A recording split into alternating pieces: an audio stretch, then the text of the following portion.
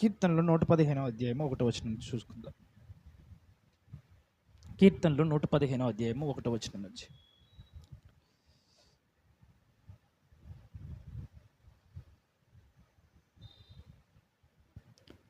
Psalms 115 from verse 1 1 వచనం నుంచి. మాకు కాదు యెహోవా, మాకు కాదు, నీ కృపా సత్యములను బట్టి నీ నామమునకే మహిమ కలుగును గాక. మాకు కాదు నీ కృపా సత్యములను బట్టి ఎవరి నామముకు మహిమ కలుగును గాక. నీ నామమునకే మహిమ కలుగును గాక. నెక్స్ట్. వారి దేవుడేడి అని అన్యజనులు ఎందుకు చెప్పుకొందురు? మా దేవుడు ఆకాశమందున్నాడు, తన కిచ్చవచ్చినట్లుగా సమస్తమును ఆయన చేయుచున్నాడు. అందరూ అండర్లైన్ చేసుకుని, మా దేవుడు ఎక్కడున్నాడు? ఆకాశమందున్నాడు. అందరూ అది అండర్లైన్ చేసుకుని, మా దేవుడు ఆకాశమందున్నాడు, తనకిష్టం వచ్చినట్లుగా సమస్తం ఆయన చేయుచున్నాడు. చదవండి. వారి విగ్రహములు వెండి బంగారువి, అవి మనుషుల చేతి పనులు. అవి మనుషుల యొక్క చేతి పనులు. వాటికి నోరుండియు పలుకవు, కన్నులుండియు చూడవు, చెవులుండియు వినవు, ముక్కులుండియు వాసన చూడవు, చేతులుండి ముట్టుకొనవు, పాదములుండియు నడువవు, గొంతుకతో గొంతుకుతోటి మాటలాడవు. వాటిని చేయవారును వాటి యందు నమ్మిక ఉంచి వారందరూ వాటి వంటి వారై ఉన్నారు. ఇశ్రాయేలీయులారా, ఇక్కడ ఎవరి గురించి చెప్తున్నాడు? ఇశ్రాయేలీయులారా, యెహోవాను నమ్ముకొనిడి, ఆయన వారికి సహాయము, వారికి కేడము. ఆయన వారికి సహాయము, వారికి కేడము. నెక్స్ట్. అహరోను వంశస్థులారా, యెహోవాను నమ్ముకొనిడి, ఆయన వారికి సహాయము, వారికి కేడము. చాలు. ఇక్కడ ఎవరి గురించి ఉందంటే ఇశ్రాయేలు లెక్క ప్రజల గురించి ఉంది. అంటే ఒకప్పుడు ఓల్డ్ నిబంధన, అంటే పాత నిబంధన గ్రంథం చూసుకున్నట్లయితే దేవుడు ఎవరికి దేవుడు అని చెప్పేసి అంటే సర్వలోకానికి ఆయన దేవుడు అయినప్పటికీ తన ప్రజలుగా ఉండడానికి ఆయన ఒకరు ఏర్పరచుకున్నాడు. వాళ్ళు ఎవరు అంటే ఇశ్రాయేలు లెక్క ప్రజలు.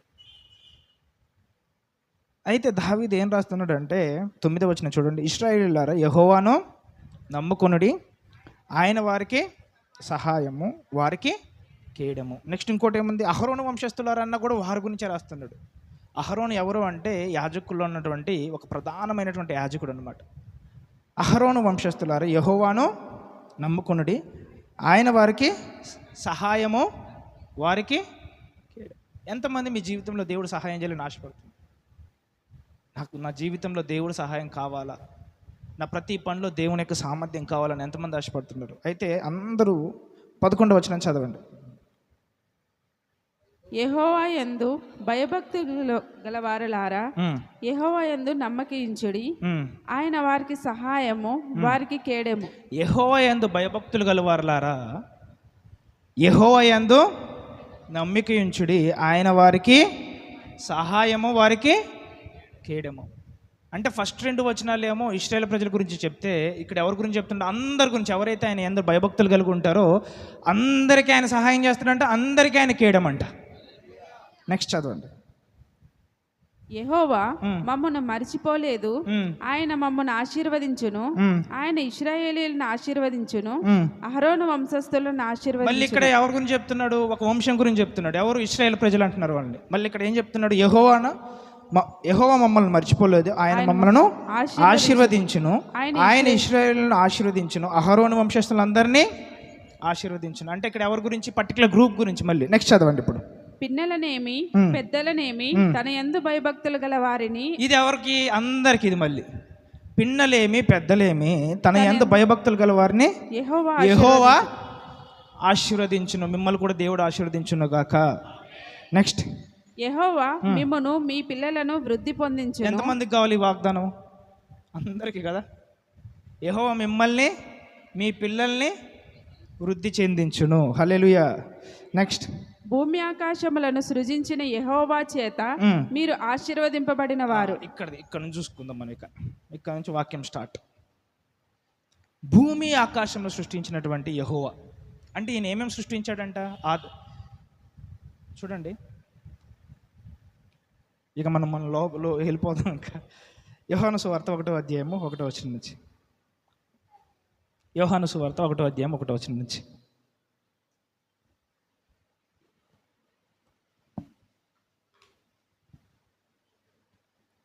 ఆది యందు వాక్యముండెను, వాక్యము దేవుని యొద్ద ఉండెను, వాక్యము దేవుడై ఉండెను.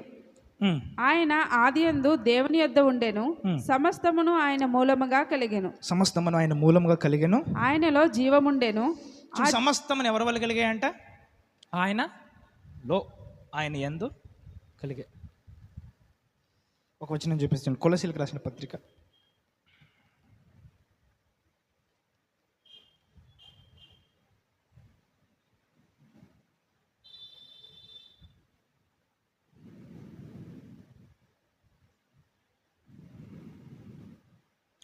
1:16 చదవండి. కొలసీలకు రాసిన పత్రిక 1:16.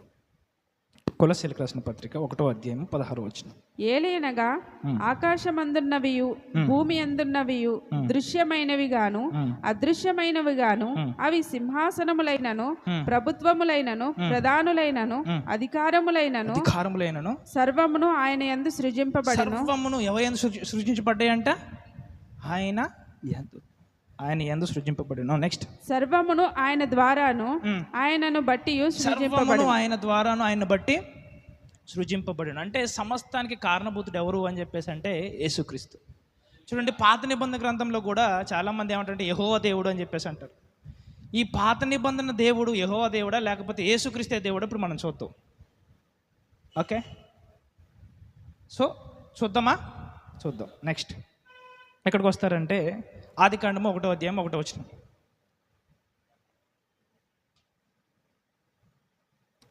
ఆదికాండము 1వ అధ్యాయం 1వ వచనం. మళ్ళీ ఇక్కడికి రావాలా? అక్కడ పెన్ను పెట్టుకోండి. ఆది యందు దేవుడు భూమి ఆకాశములను సృజించెను. సో చూడండి, మనం ఏమనుకుంటాం అంటే పాత నిబంధన గ్రంథం చదివేటప్పుడు ఈ పాత నిబంధన గ్రంథం అంతా యెహోవా దేవుడు, కొత్త నిబంధన గ్రంథం అంతా ఏ దేవుడు అనుకుంటాం మనం? యేసుక్రీస్తు దేవుడు. యేసుక్రీస్తు చనిపోయి తిరిగి లేచిన తర్వాత ఇప్పుడు ఏ దేవుడు అనుకుంటాం? పరిశుద్ధాత్మ దేవుడు అనుకుంటారు. అంటే ఒక్కొక్క కాలంలో ఒక్కొక్కరు పనిచేస్తున్నారని చెప్పేసి అనుకుంటారు. వారు ముగ్గురు వేరు కాదు. భూమి ఆకాశంను సృష్టించిన సృష్టికర్త ఎవరు అంటే యెహోవా దేవుడు కాదు.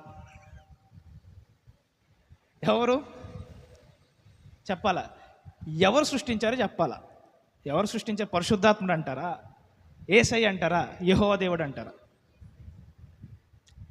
లేదా ముగ్గురు అంటారా? ముగ్గురు. కానీ ఈ ముగ్గురిట్లో మెయిన్ పని ఎవరిది ఉంది చెప్పండి? ఈ ముగ్గురిట్లో మెయిన్ పని అంటే ముఖ్యమైన పని ఎవరిది?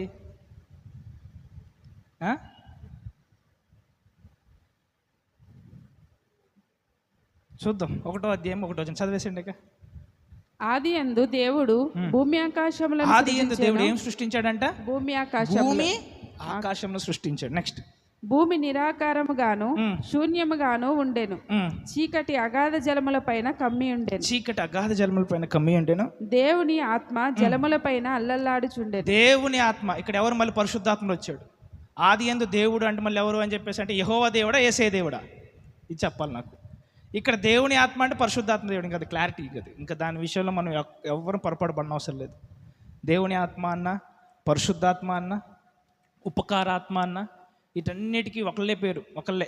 ఆదరణకర్త అన్న కూడా ఎవరు? పరిశుద్ధాత్ముడే. సో ఇక్కడ స్పష్టంగా రాశాడు. ఏం రాశాడు? ఇక్కడ ఎవరి గురించి రాశాడు? దేవుని యొక్క ఆత్మ అని చెప్పేసి అయితే వచ్చింది పదం. అయిపోయింది, అది అయిపోయింది, ఆ స్టోరీ అయిపోయింది. అయితే ఆది యందు దేవుడు భూమి ఆకాశములను సృజించిన అంటే ఈ దేవుడు ఎవరు? యేసయ్య అంటారా? యెహోవా అంటారా? చెప్పాలా? ఆది కాండంలో యేసయ్య ఎక్కడున్నాడు? కాబట్టి ఎవరై ఉంటారు?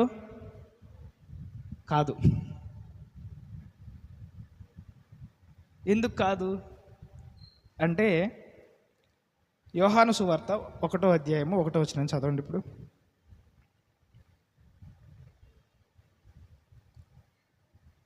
ఆది యందు వాక్యముండెను, వాక్యము దేవుని యొద్ద ఉండెను, వాక్యము దేవుడై ఉండెను. ఆది యందు వాక్యం ఉండెను, వాక్యం ఎక్కడ ఉండేనంట? దేవుడి యొద్ద ఉండెను, వాక్యమే దేవుడై ఉండెను. వాక్యమే దేవుడై ఉండెను.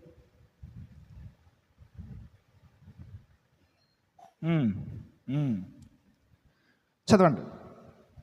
ఆయన ఆది యందు దేవుని యొద్ద ఉండెను, సమస్తమును ఆయన మూలముగా కలిగెను. ఆయన దేవుని యొద్ద ఉండెను, సమస్తమును ఆయన మూలముగా కలిగెను. సమస్తమును ఎవరి మూలం కలిగే అంటే వాక్యము అనండి. వాక్యము అనండి మళ్ళీ. అంటే ఇప్పుడు ఈ వాక్యం వల్ల కలిగాయి అని చెప్పేసి అంటే ఈ వాక్యానికి ఇంకొక పేరు ఉంది. ఎవరు ఎవరు మళ్ళీ పరిశుద్ధాత్మ అని చెప్పేసి అంటున్నారు. చూద్దాం.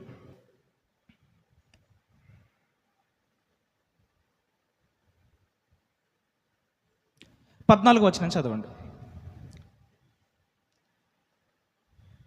ఆ వాక్యం ఆ వాక్యము శరీరధారి అయి కృపాసత్య సంపూర్ణుడిగా మన మధ్య నివసించింది. ఎవరు? యేసయ్య. అన్నిటిని సృష్టించింది ఏంటి? వాక్యం. ఆ వాక్యం అంటే ఎవరంట? అన్నిటిని సృష్టించింది ఇప్పుడు ఎవరు?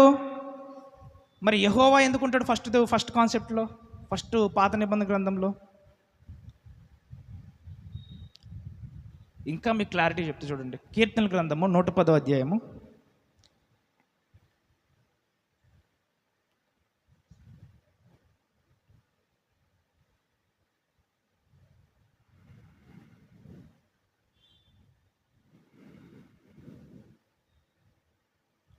1వ వచనం చదవండి. ప్రభువు నా ప్రభువుతో సెలవిచ్చిన వాక్కు. ఇక్కడ ఇద్దరు ప్రభువులు ఉన్నారు మళ్ళీ ఇక్కడ. ప్రభువు నా ప్రభువుతో సెలవిచ్చిన వాక్కు అంటే ఇక్కడ ఏం జరుగుతుంది? ప్రభువు నా ప్రభువుతో సెలవిచ్చిన వాక్కు. కీర్తనలో ఇది దావీదు ఏదైనా రాసినటువంటి డీప్ స్క్రిప్చర్ ఎవరైనా ఉంది అని చెప్పేసి అంటే ఇదే వాక్యం. దావీదు ఇద్దరు ప్రభువులను చూశాడంట. ఎవరిని? ఇద్దరిని చూశాడంట. ఒకళ్ళు ఎవరు అంటే ప్రభువు అంట. ఆ ప్రభువు నా ప్రభువుతో సెలవిచ్చాడంట. అంటే దావీదు యొక్క ప్రభువు ఎవరు? కృపా సత్య సంపూర్ణుడు. ఆయన ఎవరు? వాక్యము శరీరధారియే కృపా సత్య సంపూర్ణుడిగా మన మధ్యకు వచ్చి నివసించాడు. అంటే ఇప్పుడు దావీదు ప్రభు ఎవరు? అసలైన ప్రభు ఎవరు? దావీదు ప్రభు యేసయ్య. అసలైన ప్రభు తండ్రి అయిన దేవుడు. మరి ఈ సృష్టి ఆరంభంలో ఈ సృష్టి అంతా సృజించింది ఎవరు అని చెప్పేసి అంటే తండ్రి అయిన దేవుడు కాదు. ఎవరు అని చెప్పేసి అంటే యేసుక్రీస్తు ఆజ్ఞాపిస్తే సమస్తమును ఇలా చక్కగా నిర్మించింది ఎవరు అంటే పరిశుద్ధాత్మ దేవుడు. అంటే ఇద్దరు పని చేశారు. ఒకరు జస్ట్ కూర్చుని ఉన్నారు. కూర్చుని ఉన్నదేమో తండ్రి, పలికిందేమో కుమారుడు, పని చేసిందేమో పరిశుద్ధాత్ముడు. ఈ తండ్రి ఎప్పుడు ఏ పని చేయలేదు ఇంతవరకు. అసలు తండ్రి పని అంటే ఏంటో తెలుసా? యేసుక్రీస్తు పరిశుద్ధాత్ముడు వీళ్ళిద్దరు చేస్తూ ఉంటే ఆయన చూసి ఆనందించడము, ఆయన చూసి నవ్వటము. చూడండి కీర్తన గ్రంథము 2వ అధ్యాయము 1వ వచనం నుంచి. అన్యజనులు ఏలా అల్లరి రేపుచున్నారు, జనములు ఏలా వ్యర్థమైన దానిని తలంచుచున్నవి. మనము వారి కట్లు తెంపుదము రండి, వారి పాశములను మన యొద్ద నుండి పారవేయదము రండి అని చెప్పుకొనుచు భూరాజులు యెహోవాకును ఆయన అభిషక్తునికి విరోధముగా నిలవబడుచున్నారు. భూరాజులు ఇక్కడ ఎవరనుకుంది? యెహోవాకును ఆయన అభిషక్తునకు విరోధముగా నిలవబడుచున్నారు. ఏలికలు ఏకీభవించి ఆలోచన చేయుచున్నారు. ఆకాశమందు ఆసీనుడగు వాడు నవ్వుచున్నాడు. ఆకాశమందు ఆసీనుడైన వాడు ఏం చేస్తున్నాడంట? నవ్వుచు. ఈ ఆకాశమందు ఆసీనుడైన వాడు ఎవరంటారు? యేసయ్య అంటారా? తండ్రి అంటారా? తండ్రి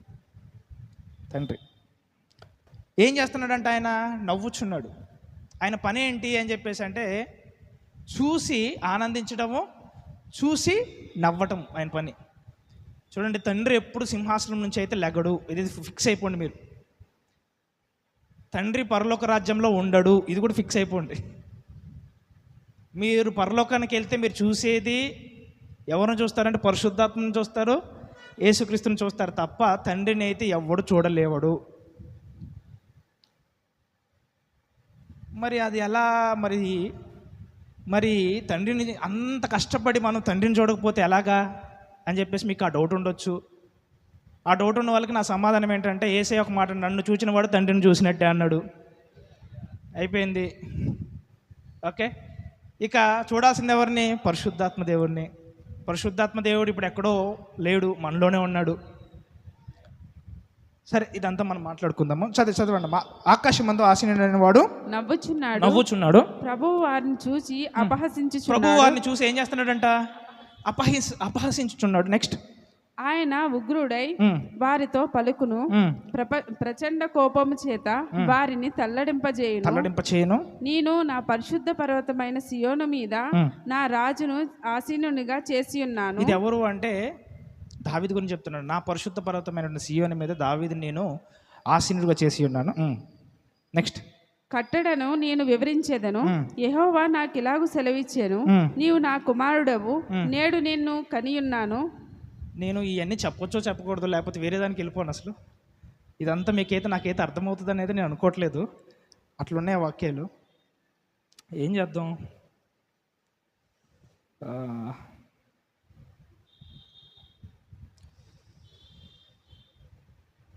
ఇది ఒక ప్రవచనం. 7వ వచనం అనేది ఒక ప్రవచనం. చూడు, నా కట్టడలను వివరించదును. యెహోవా నాకు ఇలాగ సెలవిచ్చును, నీవు నా కుమారుడవు, నేడు నిన్ను కనియున్నాను. ఇది ఎవరి గురించి అని చెప్పేసి అంటే యేసుక్రీస్తు అనండి. చూడండి, కానీ బైబిల్ గ్రంథం చూస్తే యేసుక్రీస్తుకి ఆది లేదంట, అంతము లేదంట. ఆది అంతము లేదు. No beginning of days, no end of days అని ఉంటుంది బైబిల్లో. మరి ఆది లేనటువంటి వాడికి ఇక్కడ ఏముంది? నేడు నిన్ను కని ఉన్నానని చెప్పేసి మళ్ళీ ఆది ఎలాగొచ్చింది? ఎంతమందికి అర్థం నా క్వశ్చన్? ఇది అర్థమైతేనే నేను నెక్స్ట్ క్వశ్చన్లోకి వెళ్ళగలుగుతాను. అసలు ఇక్కడ ఏంటి? యేసుక్రీస్తుకి ఆది లేదు, అంతము లేదు. అది ఎక్కడ ఉంటుందని చెప్పేసి అంటే యేసుక్రీస్తు, చూడండి, మెల్కీసెదెకు యాజకత్వం గురించి ఎక్స్ప్లెయిన్ చేసేటప్పుడు హీబ్రూకు రాసిన పత్రికలో ఉంటుంది అనమాట ఆ మాట. ఆయనకి దినములకు అంతము లేదు, ఆదియు లేదు అని చెప్పేసి రాస్తాడు. అంటే యేసుక్రీస్తుకి ఏం లేదంట? ఆది లేదు, అంతం. అంటే ఆయన ఎక్కడి నుంచి ఉన్నవాడు? యుగ యుగముల్లో ఇటర్నిటీ. అంటే వెనక్కిపోతే ఎంత వెనక్కిపోయినా కూడా ఆయనకు ఆది కనపడదు. ఇక ఆయనకు ఆది లేదు. మళ్ళీ ఇంకోటి ఏంటంటే యేసుక్రీస్తు యొక్క ఆ వాక్యం మనకి ఏమి ఉండదు అని చెప్పేసి అంటే అంతం లేదు. మరి ఇక్కడ వాక్యం ఏం చెప్తుంది యేసుక్రీస్తు గురించి? నేడు నిన్ను కని అంటే ఇక్కడ ఏదో బిగినింగ్ ఉంది, మళ్ళీ ఇక్కడ ఏదో మళ్ళీ మొదలు పెడుతున్నాడు ఇక్కడ. అంటే చూస్తే ఇక్కడ ఈ వాక్యమును బట్టి చూస్తే ఆది లేనివాడు, అంతం లేనివాడు, మళ్ళీ ఏమొచ్చేసింది? నేడు నిన్ను కని ఉన్నాను అని చెప్పేసి అంటే మళ్ళీ బిగినింగ్ వచ్చిందా రాలేదా? ఆది వచ్చిందా రాలేదా? ఎందుకు వచ్చింది అంటే చూడండి, నీవు నా కుమారుడు, నేడు నిన్ను కని ఉన్నాను అని చెప్పేసి అంటే చూడండి, మనమంతా దేవుని చేత కనబడ్డటువంటి బిడ్డలం. చెప్పాలంటే మీరంతా ఎవరు అని చెప్పేసి అంటే దేవుని వలన పుట్టినవారనండి. మళ్ళీ ఏనండి, దేవుని వలన పుట్టినవారు అనండి. మనం దాన్నే ఏమంటామంటే రక్షణ అంటాం అన్నమాట. మన ఆత్మని దేవుడు ఏం చేశాడంటే జన్మింపజేశాడు. హల్లెలూయా. యోహాను సువార్త 3వ అధ్యాయం 3వ వచనం. ఇక్కడ నుంచి మీరు చాలా జాగ్రత్తగా వినాలి, ఎక్కడ అసలు మిస్ అవ్వద్దు. చూడండి, యోహాను సువార్త 3వ అధ్యాయము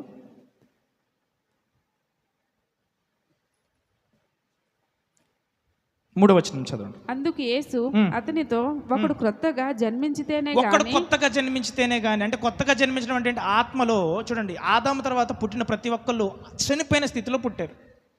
యేసుక్రీస్తు ఈ లోకానికి ఎందుకు వచ్చాడంటే నశించిపోయిన దాన్ని వెతికి రక్షించడానికి ఈ లోకమునకు యేసుక్రీస్తు వచ్చాడని ఉంటుంది.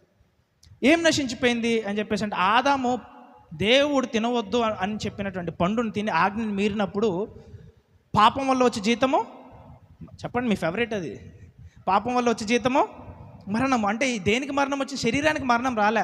ఇది తిన్న దినమని నిశ్చయంగా నువ్వు చత్తు అని చెప్పేసి అన్నాడు. కానీ తిన్న దినమని శరీరం చచ్చిపోయిందా?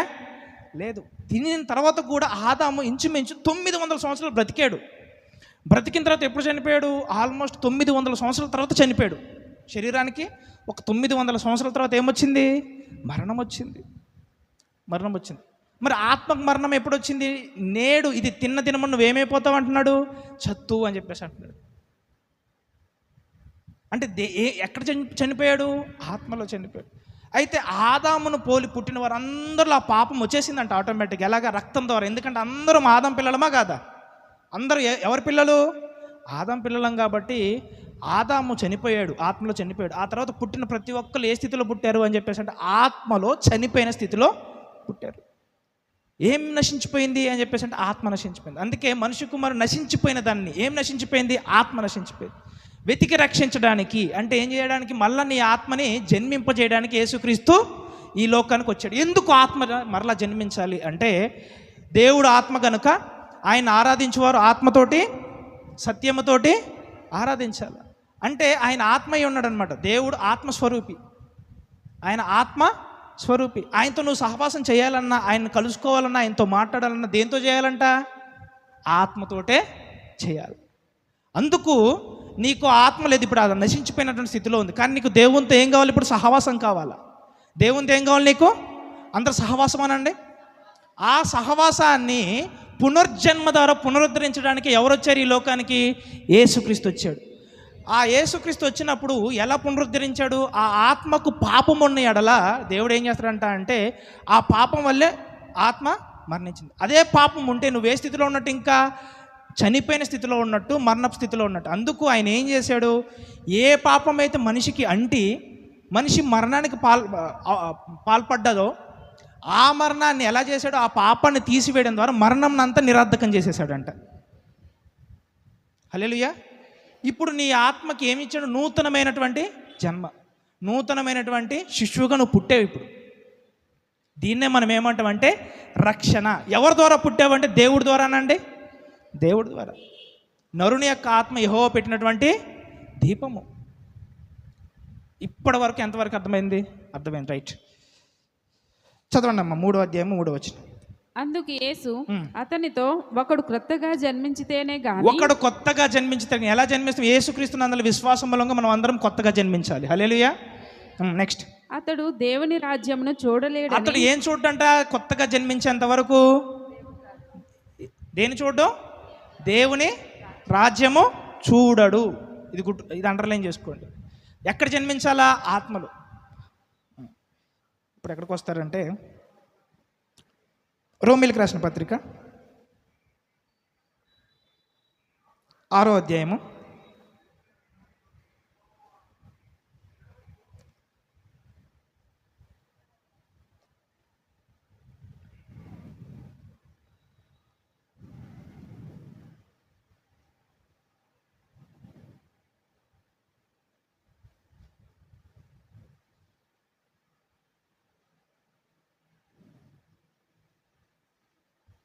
1వ వచనం నుంచి చెప్పాను. అధ్యాయం చెప్పానా? 6వ అధ్యాయం 1వ వచనం నుంచి.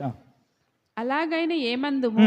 కృప విస్తరింపవలనని పాపమందు నిలిచియుందుమా? కృప విస్తరింపవలనని పాపమందు నిలిచియుందుమా? ఎందుకు ఆ పాపమందు మనం నిల్చోము అని చెప్పేసి అంటే, ఆ మరణానికి కారణం ఏంటంటే పాపమే. కాబట్టి నువ్వు ఇంకా అదే పాపంలో నిలిచి ఉంటే మళ్ళీ ఏమొచ్చే అవకాశం ఉంది? నీకు మరణం వచ్చే అవకాశం ఉంది. అందుకే కృప కలిగిన వారు దేని యందు నిలిచి ఉండొద్దంట? పాపమందు నిలిచి ఉండదు. కానీ నీకు ఇంకో విషయం తెలుసా? నువ్వు పాపం చేయొద్దు అనుకున్నా చేయగలుగుతావు. ఎందుకంటే నీలో ఉన్న స్వభావం గుర్తుంది. ఒకరోజు వాక్యం చెప్పా, లోపల ఉన్నటువంటి అంతరంగ స్వభావం అనేది ఆదాము ద్వారా మార్చబడ్డది. ఆ వాక్యం వినని వాళ్ళు ఎవరైనా ఉంటే అది యూట్యూబ్లో ఉంది, ఖచ్చితంగా వినండి వినండి వినండి వినండి. పాపం అంటే ఏందో అర్థమవుతుంది. ఆదాము ద్వారా వచ్చినటువంటి పాపము మన జీవితంలో ఎలా పనిచేస్తుందో తెలుస్తుంది. ఆ మెసేజ్ ఈరోజు నేను గ్రూప్లో పోస్ట్ చేస్తా, ఖచ్చితంగా వినండి. ఒక నాలెడ్జ్ అనేది వస్తుంది. ఇప్పుడు చెప్పేది ఖచ్చితంగా షూర్గా అర్థమవుతుంది. హల్లెలూయా. చదవండి అమ్మా. అలాగైన ఏమందుము? కృప విస్తరింపవలనని, కృప విస్తరించవలనని పాపమందు నిలిచియుందుమా? అట్లనరాదు. పాపం విషయమై చనిపోయిన మనము ఇక మీదట ఎలాగూ దానిలో జీవించుదుము.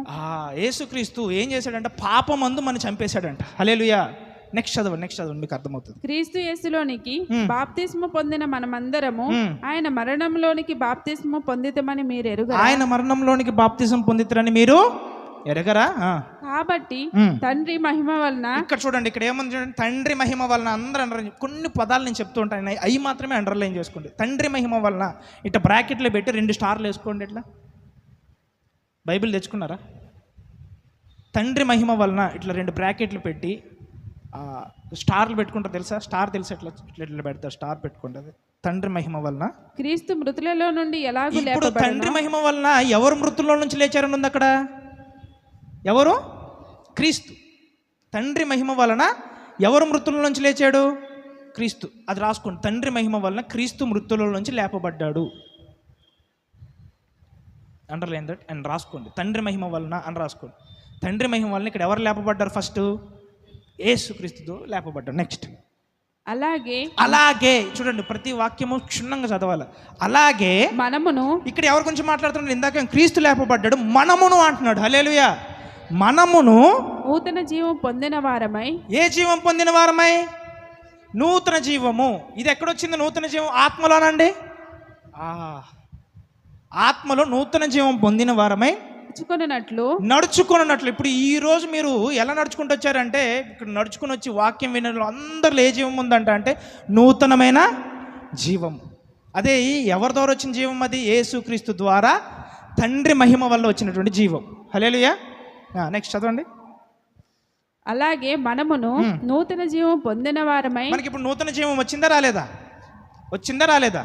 వచ్చింది. నెక్స్ట్ ఇప్పుడు 2 కొరింథీయులకు రాసిన పత్రిక 5వ అధ్యాయము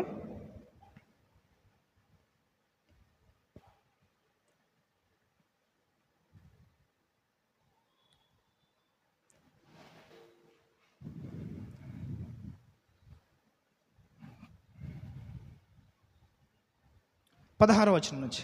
2 కొరింథీయులకు రాసిన పత్రిక 5వ అధ్యాయము 16వ వచనం నుంచి. కావున ఇక మీదట మేము శరీర రీతిగా ఎవనినైనను ఎరుగము. మేము క్రీస్తును శరీర రీతిగా ఎరిగి ఉండినను ఇక మీదట ఆయనను అలాగూ ఎరుగము.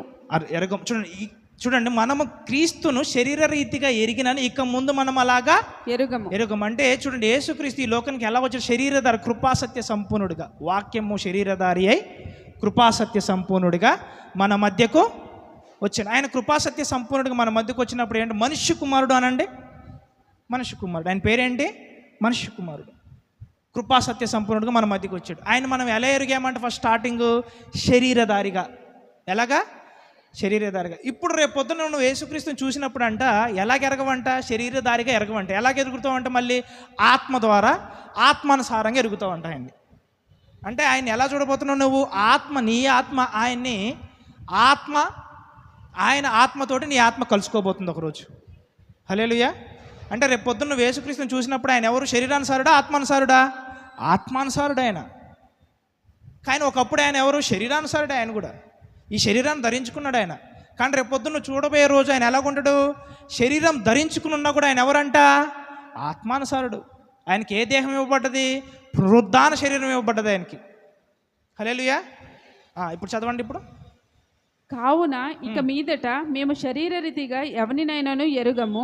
మేము క్రీస్తుని శరీర రీతిగా ఎరిగి ఉండినను. మేము క్రీస్తుని శరీర రీతిగా ఎరిగి ఉన్నను.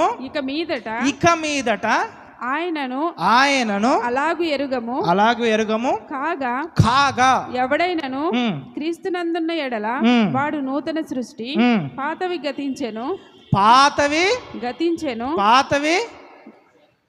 నెక్స్ట్ ఇదిగో క్రొత్తవాయెను. ఎవడైనా క్రీస్తు యేసునందు నిలబడే సృష్టి.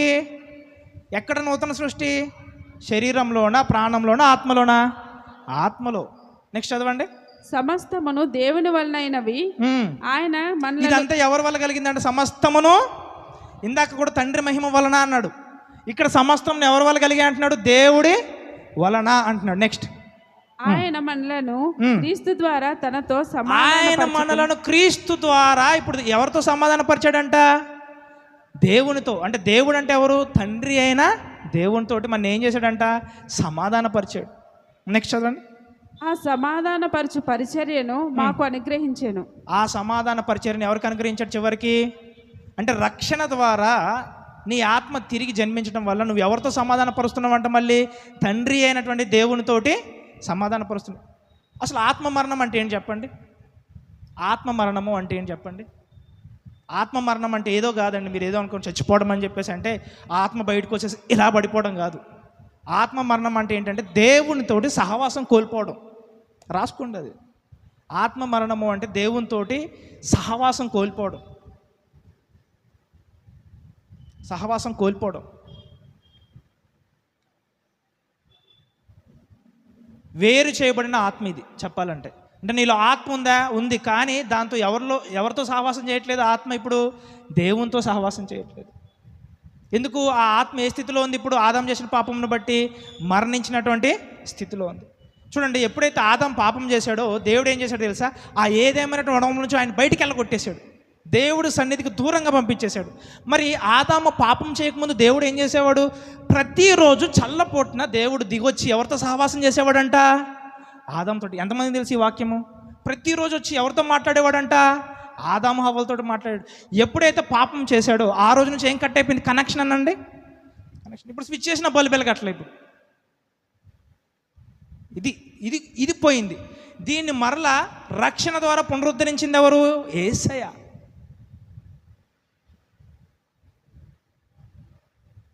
సో ఇప్పుడు చదవండి, 18వ వచనం చదవండి. ఇప్పుడు సమస్తమును దేవుని వలనైనవి, ఆయన మనలను క్రీస్తు ద్వారా తనతో సమాధాన పరుచుకొని ఆ సమాధానపరచు సమాధాన పరచబడ్డామా పరచబడలేదా? మనము సమాధాన పరచబడ్డాం. ఇప్పుడు నువ్వు ఎవరితో సహవాసంలో ఉన్నావు తెలుసా? తండ్రి అనండి, తండ్రి.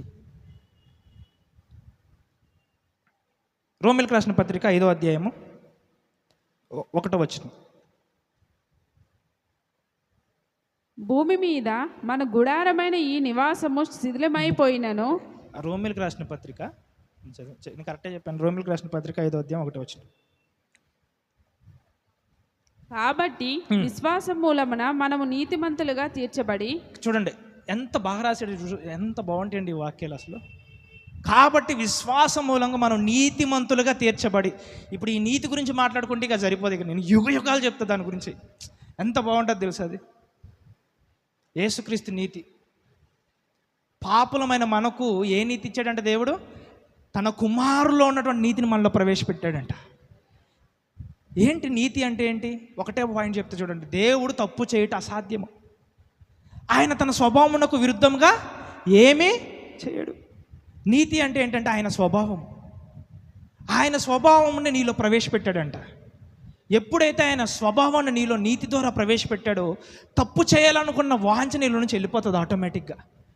అందుకే నీ మీద నమ్మకం కాదు నాకు, నువ్వు చేసే పాపం మీద నమ్మకం కాదు, నువ్వు కలిగి ఉన్న బలహీనత మీద నమ్మకం కాదు, నువ్వు మనుషుల మీద నమ్మట్లా. నేను ఎవరు నమ్ముతున్నా? దేవుణ్ణి నమ్ముతున్నా. ఆయన నీలో ప్రవేశపెట్టిన నీతిని నమ్ముతున్నా నేను. ఎందుకు? ఈరోజు నువ్వు బలహీనుడు, కానీ ఆ నీతి నిన్ను బలవంతంగా చేస్తుంది ఒకరోజు. గుర్తుందా? పౌలు గారు, నేను ఇది చేయలేను, ఇది చేయలేకపోతున్నా, నాలో ఉంది ఒకటి, బయటకు వచ్చేది ఒకటి, నేను అది చేయాలనుకుంటున్నా, అది చేయలేకపోతున్నా. ఎవరన్నారు ఈ మాటలో? పౌలు గారు. కానీ ఒకప్పుడు మళ్ళీ తర్వాత బలపరచబడిన తర్వాత ఏమన్నాడు ఆయన? క్రీస్తు ద్వారా నేను సమస్తమును చేయగలను అన్నాడా లేదా? ఒకప్పుడు నేను చేయలేకపోయాను, నేను బలంగా జీవించాలని ఉంది, పాపమును విడిచిపెట్టాలని ఉంది, ఆ బలహీనతను జయించాలని ఉంది, కానీ చేయలేకపోతున్నా, నాలో ఉన్న పాప స్వభావం అది నన్ను చేయనీయట్లేదు అన్న పౌలు గారు ఇప్పుడు ఏమంటున్నాడు? క్రీస్తు ద్వారా నేను సమస్తమును చేయగలను. హల్లెలూయా. ఒకసారి ఏమో ఆయన కలిగిన బలహీనతను బట్టి నేను ముమ్మారు దేవుడికి వేడుకుంటుని, నేను అధికంగా హెచ్చింపబడుకున్నట్లు నా శరీరంలో అపవాది కూడా ఒక ముళ్ళు పెట్టాడు. అది నా బలహీనత. అది అయితే దాని విషయమే నేను దేవుడిని ముమ్మారు వేడుకుంటుని, అప్పుడు దేవుడు నా కృప నీకు ఏమన్నాడు? చాలును అని చెప్పేసాడు. నీ బలహీనతలు ఎందు నా కృప ఏం చేస్తుందని ఉంటుంది బైబిల్లో. చాలామంది తెలియదు. తీయండి అమ్మ, అది ఎక్కడుందో.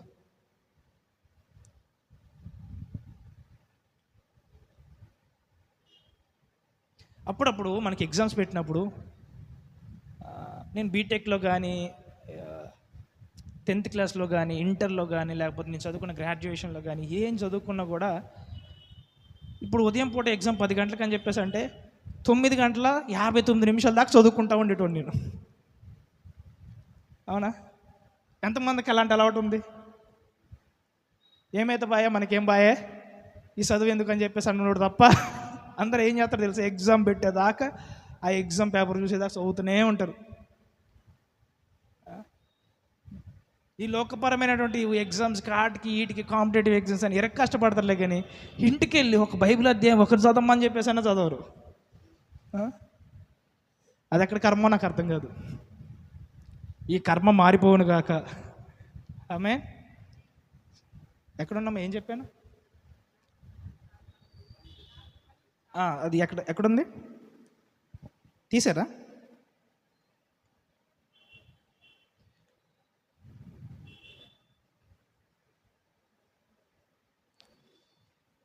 పన్నెండవ అధ్యాయం, 2 కొరింథీయులకు రాసిన పత్రిక 12వ అధ్యాయము 9వ వచనం. నేను ఎట్ట వెళ్ళిపోతే లాస్ట్కి ఏమవుతుంది తెలుసా, ఇక్కడ టైం అయిపోతుంది, మళ్ళీ చెప్పాల్సింది అనుకుని చెప్పట్లేదు, మళ్ళీ నెక్స్ట్ వారం వచ్చి మళ్ళీ వేరే స్టార్ట్ చేస్తాను, అదే అయిపోతుంది ఇంకా. నెక్స్ట్ చదవండి.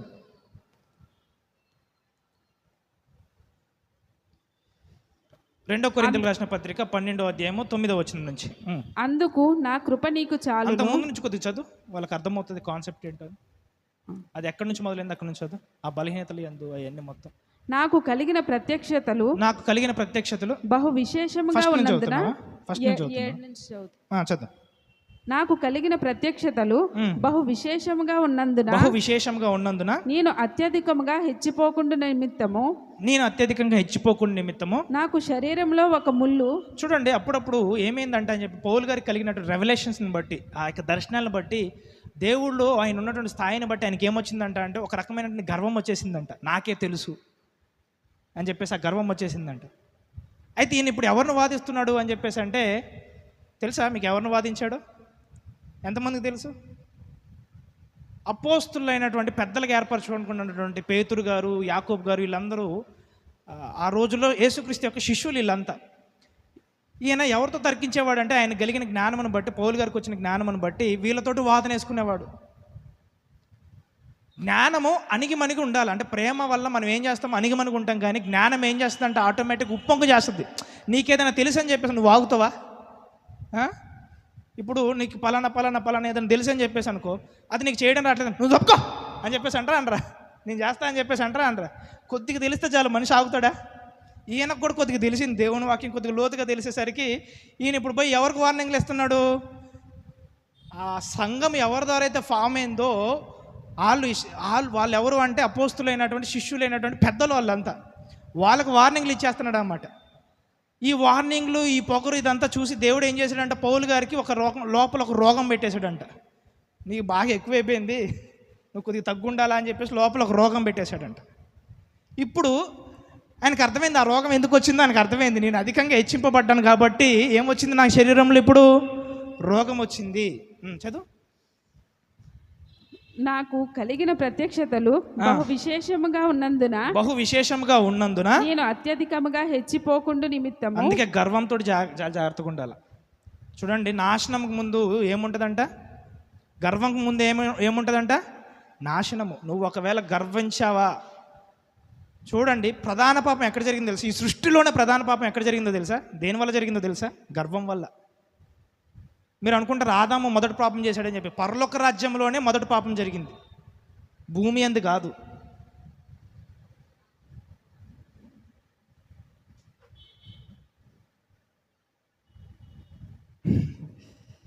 మళ్ళీ అడికి వెళ్ళిపోతే మళ్ళీ అటు వెళ్ళిపోతుంది. చూడండి ఒకసారి హిబ్రూలకు రాసిన, అయినా చెప్తా చూడండి, అని మీకు అర్థం కావాలా? మళ్ళీ సందర్భం రాకపోతే మళ్ళీ ఎవడు చెప్తాడు? హిబ్రూలకు రాసిన పత్రిక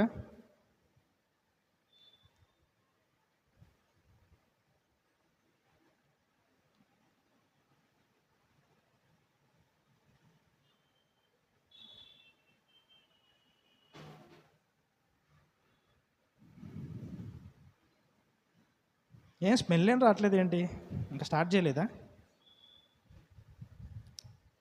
9వ అధ్యాయం 23వ వచనం. హిబ్రూలకు రాసిన పత్రిక 9వ అధ్యాయము. తీసారా? అందరు తీయండి అది. మళ్ళీ ఇక్కడికి వద్దాం, మళ్ళీ గుర్తుంచుకోండి. హిబ్రూలకు రాసిన పత్రిక 9వ అధ్యాయము ఎన్నో వచనం? 23వ వచనం. పరలోకమందున్న వాటిని పోలిన వస్తువులు. 22వ వచనం చదువు. మరియు ధర్మశాస్త్ర ప్రకారము సమస్త వస్తువులను. ఒక్క నిమిషం ఉండండి. 18వ వచనం చదవండి. 18వ వచనం. ఇందుచేత మొదటి నిబంధన కూడా రక్తము లేకుండా ప్రతిష్ఠింపబడలేదు. మీకు తెలుసు కదా, రక్తం లేకుండా పరిశుద్ధత ఉందా? పాప క్షమాపణ ఉందా? రక్తం చిందింపబడకుండా పాప క్షమాపణ లేదు, ప్రతిష్ఠిత లేదు. నెక్స్ట్. ధర్మశాస్త్ర ప్రకారం. ధర్మశాస్త్రం కొత్త నిబంధన, పాత నిబంధన. వాటికి ఏ రక్తం చిందించేవారు? ఏ జంతువులు? ఎడ్ల యొక్క రక్తము, కోడెల రక్తము, మేకల రక్తము. చదవండి. ధర్మశాస్త్ర ప్రకారము మోషే ప్రతి ఆజ్ఞను ప్రజలతో చెప్పిన తర్వాత ఆయన నీళ్లతోనూ రక్తవర్ణములు గల గొర్రెబొచ్చుతోనూ హిస్సోపుతోను కోడెల యొక్కయు మేకల యొక్కయు రక్తము తీసుకొని. ఏ రక్తం తీసుకున్నాడంటే కోడెల యొక్కయు మేకల యొక్క రక్తం తీసుకుని, దేవుడు మీ కొరకు విధించిన నిబంధన రక్తం ఇదే అని చెప్పుచు గ్రంథము మీదను ప్రజలందరి మీదను ప్రోక్షించాను. ఎక్కడెక్కడ ప్రోక్షించాడంట? గ్రంథము మీదను ప్రజలందరి మీద ఏం ప్రోక్షించాడంట? యేసు రక్తం కాదు, గొర్రెల రక్తము, మేకల రక్తము, కోడెల రక్తాన్ని ఏం చేశాడంట? ఆ హిస్సోపు తీసుకుని ఇలా చల్లేవాడంట అంత ప్రజలందరి మీద. నెక్స్ట్ చదవండి. అదే విధముగా గుడారము మీదను సేవా పాత్రలన్నిటి మీద. అదే విధంగా గుడారము మీదను. గుడారం అంటే ఏంటి? అప్పట్లో దేవుడు ఒక నిబంధన మందసాన్ని ఏర్పరిచాడు.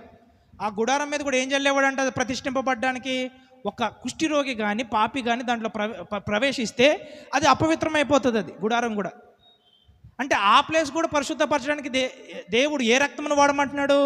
గొర్రెల రక్తమును, మేకల రక్తం. అంటే గుడారం కూడా పరిశుద్ధపరచబడాలా లేదా? మీరు చాలా బాగా అర్థం చేసుకోండి. చదవండి. అదే విధముగా గుడారం మీదను సేవా పాత్రలన్నిటి మీదను. అంటే గుడారము మీదను సేవా పాత్రల మీదను ఆ రక్తము ప్రోక్షించును. మరియు ధర్మశాస్త్ర ప్రకారము సమస్త వస్తువులను రక్తము చేత శుద్ధి చేయబడిననియు. అండర్లైన్ చేసుకున్న అందరూ, సమస్త వస్తువులు దేని చేత శుద్ధీకరింపబడాలంట? అందుకే దేవుడు నిన్ను కూడా దేని ద్వారా శుద్ధీకరించాడు? ఎవరి రక్తము? యేసు రక్తము. హల్లెలూయా. ఇప్పుడు ఈరోజు మరలా నీకు గొర్రె రక్తము, మేక రక్తము, కోడెల రక్తం కావాలా? అవసరం లేదు, యేసు రక్తం సరిపోతుంది. హల్లెలూయా. ఈ రక్తం ఇవ్వలేనటువంటి నీతి యేసుక్రీస్తు ఒక్క బలి ద్వారా ఏ నీతి అయితే రావాలో ఆ నీతి ఒక్కసారి ఇచ్చేసాడంట. హల్లెలూయా. సో ఇది యేసుక్రీస్తు జరిగింది మనకి. నెక్స్ట్ చదవండి. మరియు ధర్మశాస్త్ర ప్రకారము సమస్త వస్తువులను రక్తము చేత శుద్ధి చేయబడిననియు, రక్తము చిందింపకుండా పాప క్షమాపణ కలుగు. రక్తము చిందింపబడకుండా ఏ క్షమాపణ లేదంట? పాప క్షమాపణ కలుగుదనియు సామాన్యముగా చెప్పవచ్చు. అందరికీ తెలిసిందంట. అందుకే చూడండి, మీరు ఏ దాంట్లో చూసినా కూడా వాళ్ళందరూ ఏం చేస్తారు? ఇప్పుడు ఆదివారమో, శనివారమో, సోమవారమో ఒక దేన్నో కోడినో ఒక దైన్నో పట్టుకుని పోయి ఏదో ఒకటి చేస్తారు కదా, చేస్తారు. ఎందుకు? వాళ్ళకి తెలిసింది కూడా ఏంటి? రక్తము వలన శుద్ధీకరింపబడుతుందని, పాపక్షమాపణ కలుగుతుందని వాళ్ళకు కూడా తెలుసు. అందుకే ఇప్పుడు చదవండి, ఇప్పుడు ఏమైందో. పరలోకమందున్న వాటిని 23వ వచనం అందరూ చూడండి. ఇప్పుడు పరలోకమందున్న వాటిని పోలిన వస్తువులు ఇట్టి బలుల వలన శుద్ధి చేయబడవలసి ఉండేను గాని. శుద్ధి చేయబడవలసి ఉండేను కానీ అంటే ఎక్కడ వస్తువుల గురించి మాట్లాడుతున్నాడు? ఇప్పుడు భూలోక వస్తువుల గురించి కాదు. ఏ వస్తువులు అంటున్నాడు? పరలోక వస్తువులకు కూడా శుద్ధి కావాలా?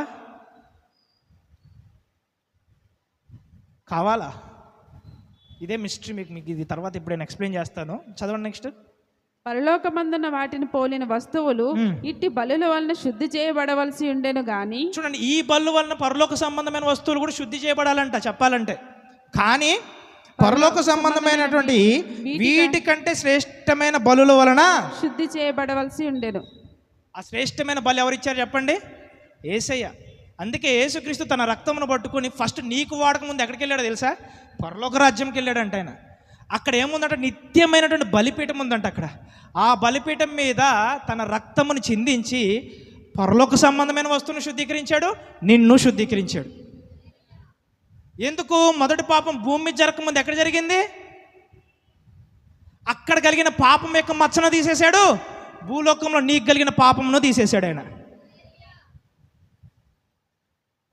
ఈ మొదటి పాపం చేసింది ఎవరు? ఆదాం కంటే ముందు. నేను ఏం చెప్తున్నా చాలామందికి అర్థం కావట్లే. నీకు అర్థమవుతుందా అమ్మ? ఆంటీ గారికి ఎగిరిపోయింది. అందరికంటే బాగా ఎవరికి అర్థమవుతుంది తెలుసా? మా రఫాయిల్కి అర్థమవుతుంది కదా. హ్యాపీగా నాకు ఎందుకు వచ్చింది పోవాలా, నువ్వు చెప్పుకో డాడీ. మొదటి పాపము భూమి మీద జరగకముందు ఫస్ట్ ఎక్కడ జరిగింది? పరలోకంలో. ఎవరు చేశారు? దేవుడికి వ్యతిరేకంగా అపవాది చేశాడు. అందుకే అపవాది ఏం చేయబడ్డాడు? అక్కడి నుంచి పడవేయబడ్డాడు. ఎంతమందిని పాడు చేశాడు? ఇంచుమించు 3 వంతుల దూతలు ఉంటే 1 వంతు దూతలందరినీ ఏం చేశాడంటే అపవాది పాడు చేసేసాడు. పాడు చేసి తనతో పాటు ఏం చేశాడు? అక్కడి నుంచి మిఖాయిల దూత యుద్ధం చేసినప్పుడు వారు పరలోక రాజ్యం నుంచి పడవేయబడ్డప్పుడు మళ్ళీ ఎక్కడికి వచ్చేరారు వీళ్ళంతా? భూమి. అక్కడ ఉన్నప్పుడేమో వాడి పేరు లూసిఫర్. పడవేయబడిన తర్వాత వాడి పేరు ఏంటంటే అపవాది, సాతాను, ఘట సర్పము. ఈ పేర్లు పడిపోయిన తర్వాత వచ్చాయా లేకపోతే పడక ముందు వచ్చాయా? పడిపోయిన తర్వాత వచ్చాయి. అందుకే దేవుడు ఎక్కడెక్కడ విషయాలను శుద్ధీకరించాడు? భూమి మీద జరిగిన పాపాన్ని శుద్ధీకరించాడు, పరలోకం ముందు జరిగిన పాపమును కూడా ఏం చేశాడు? ఆయన శుద్ధీకరించాడు. అలా పరలోక రాజ్యంలో పాపం యొక్క ఛాయ కానీ పాపం యొక్క మచ్చ కానీ లేకుండా శుద్ధీకరించేశాడు. హల్లెలూయా. ఇప్పుడు ఈ రోజుల్లో పరలోక రాజ్యం మరలా పాపం చేయడానికి అవకాశం ఉందా అంటే లేదు. ఇక యేసు రక్తం తర్వాత అసలే లేదు, ఇక అయిపోయింది. సీల్. హల్లెలూయా. సో ఇది మనం తర్వాత మాట్లాడుకుందాం. ఓకే, ఇప్పటివరకు చెప్పింది అర్థమైంది కదా ఈ కాన్సెప్ట్ కొద్దిగా? Okay, right. చదవండి అమ్మా, చదివేసేయండి. అందువలన నిజమైన పరిశుద్ధ స్థలమును పోలి హస్తకృతమైన పరిశుద్ధ స్థలములలో, అది మళ్ళీ చదవండి మంచిగా వాళ్ళకి అర్థమయ్యేటట్టు. అందువలన నిజమైన పరిశుద్ధ స్థలమును పోలి హస్తకృతమైన పరిశుద్ధ స్థలములో క్రీస్తు ప్రవేశించలేదు గాని ఇప్పుడు మన కొరకు దేవుని సముఖమందు కనబడుటకు పరలోకమందే పరలోకమందే